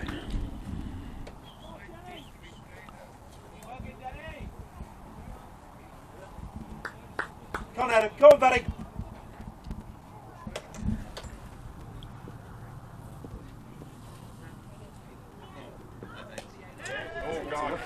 Chance of a catch. Deepak June takes it. He's safe down there. Deepak June, he's taken 3 catches all over the park today. And crucial wicket hooking Danny Batra. And Deepak June. Never in doubt under the high ball. And Danny Batra's very useful innings comes to an end.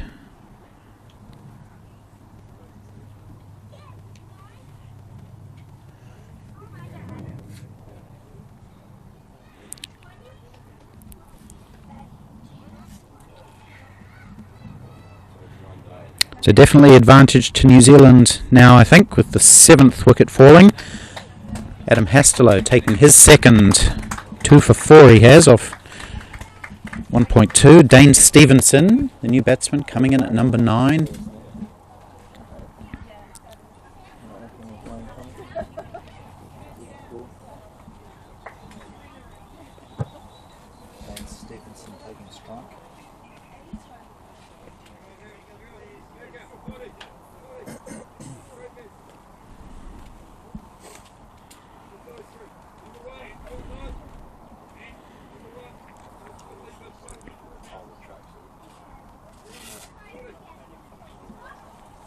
So the pendulum swinging back towards New Zealand with the dismissal of Danny Batra there. Hastelow 2 for 4. Dane Stevenson plays it pretty nicely into the gully, but no run. 57 off 39. Still quite a few runs to get. 3 wickets in hand. Short, called wide by both umpires, so I think that's still just 1 wide.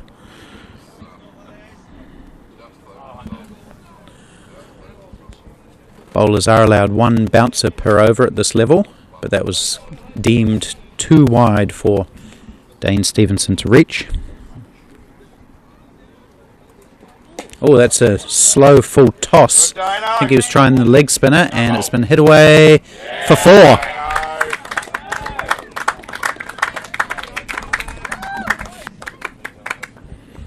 So Australia not giving up here. They've not allowed the run rate to get above 8.5. They've got it down to 8.2 now. 52 needed off 38.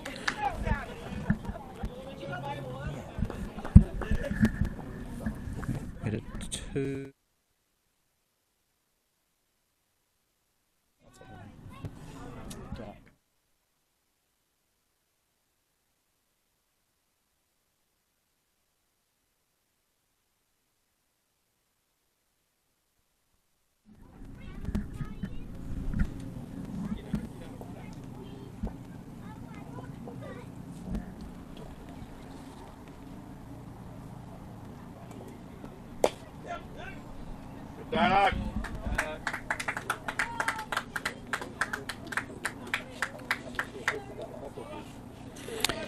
End of the over.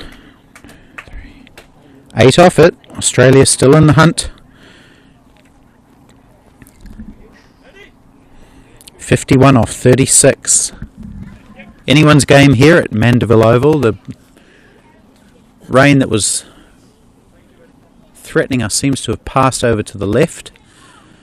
I don't think we'll be interrupted rain-wise.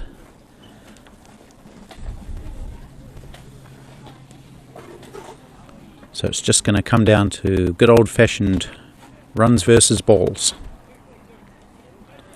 Peter Connell, 6 overs, none for 39 for him.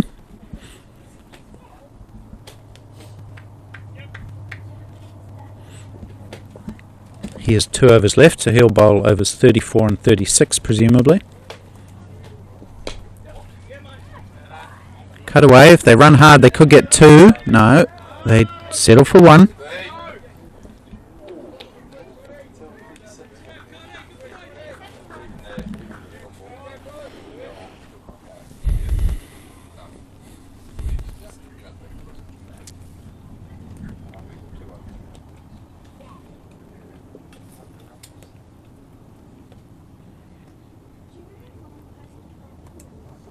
Bowled him! Full and straight through the gate. Peter Connell, the Kiwi captain, comes through for his team. Gets the vital wicket of Stephen Baker. Trying to whack it away on the leg side. The stumps go flying in all directions. I think that was the middle stump that he knocked out. And New Zealand take their 8th wicket.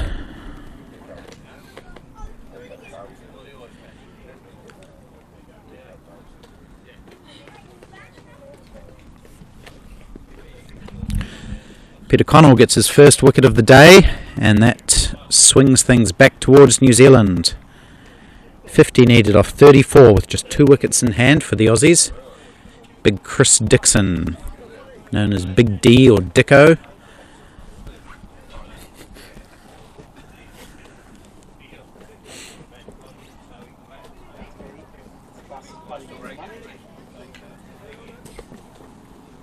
That's to do with his surname, Hugo. Yes, yeah. Not his anatomy.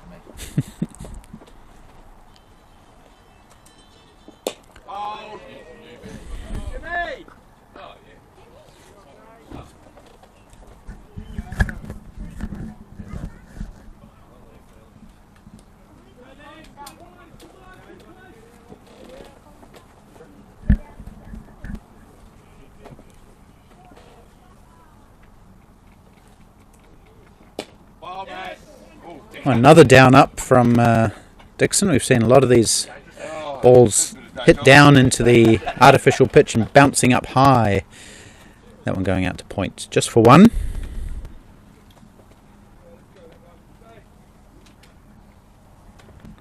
.49 off 31. Australia not out of it, although the run rate required up to 9.5 now. Advantage New Zealand. It'll take some good hitting from these Aussies now. Lovely take. Singles are good from New Zealand's perspective. There's another one.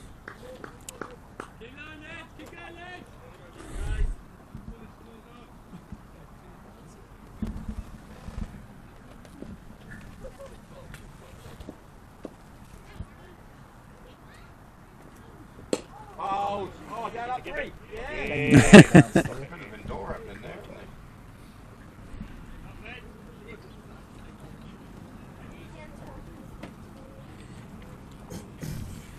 5 overs to go, 48 runs required. That's 9.6 an over. 2 wickets in hand. Adam Hastelow has bowled very well for New Zealand. 2 overs, 2 for 10. After scoring 14 not out with the bat. Good little cameos at both ends of the innings. Sorry, at the end of both innings is what I meant to say. It's been a long week.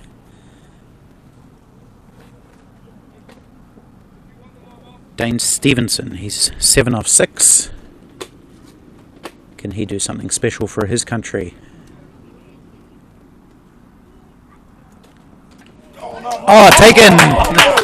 Rapson grabs it on the second attempt. It was smashed into the hands of Big Ben Rapson. He bobbled it and then nonchalantly picked up the rebound. So Dane Stevenson falls. Caught Rapson, bowled Hastelow. Hastelow has 3 wickets now. And that, I don't like to say it with certainty, but that could be the match.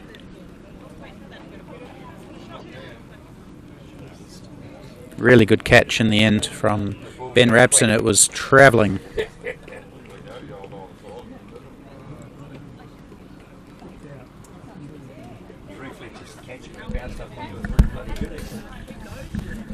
Well, he didn't have time to get out of the way, so he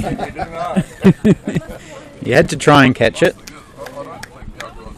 And it bobbled out of his hands, as I said, rebounded in the air. There was a sharp intake of breath from everybody, and fortunately Rapson had the presence of mind to catch the rebound, which he did coolly,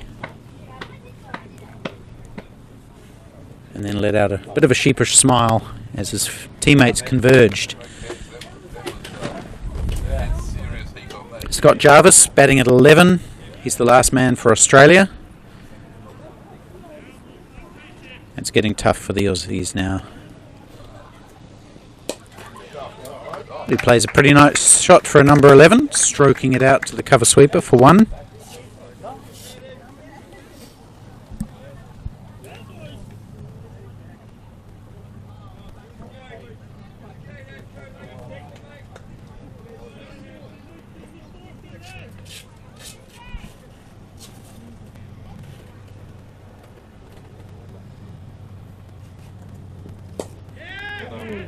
Big swing from Chris Dixon, but just 1.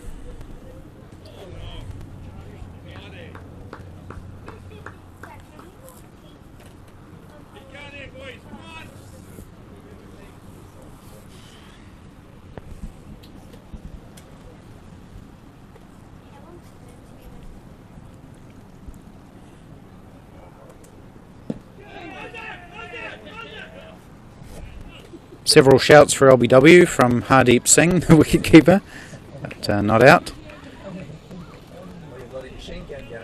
So top scorer for Australia today, Hardy 35 and Jeff Hemming 31. As has been the story throughout this series, a few 20s as well, but nobody really anchoring the innings and batting through.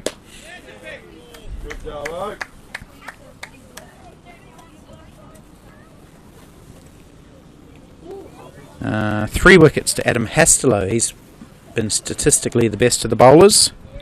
Vishal Dubey taking 2 for 30. Ben Rapson 2 for 29. Earlier, when New Zealand batted, top scorer James Marshall with 70 and Scott Mara with 40.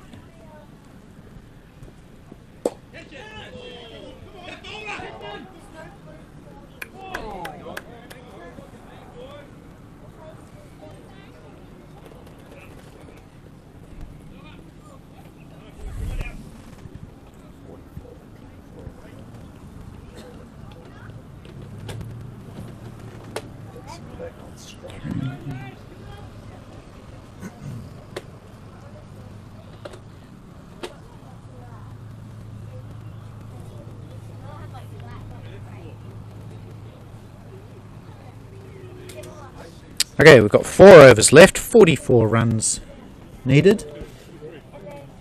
Of 24 balls, that's 11 and over.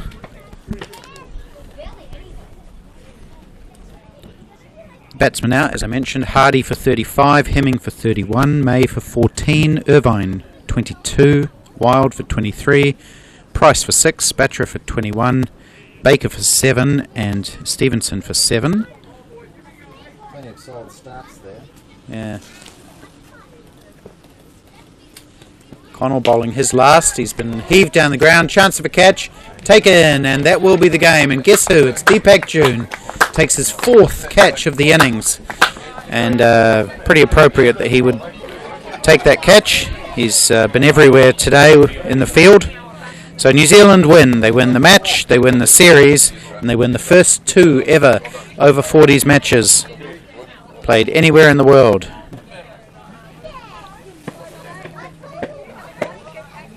And that will pretty much conclude our coverage today. Thank you very much for joining us. It's been a wonderful day considering all the weather, and a wonderful series.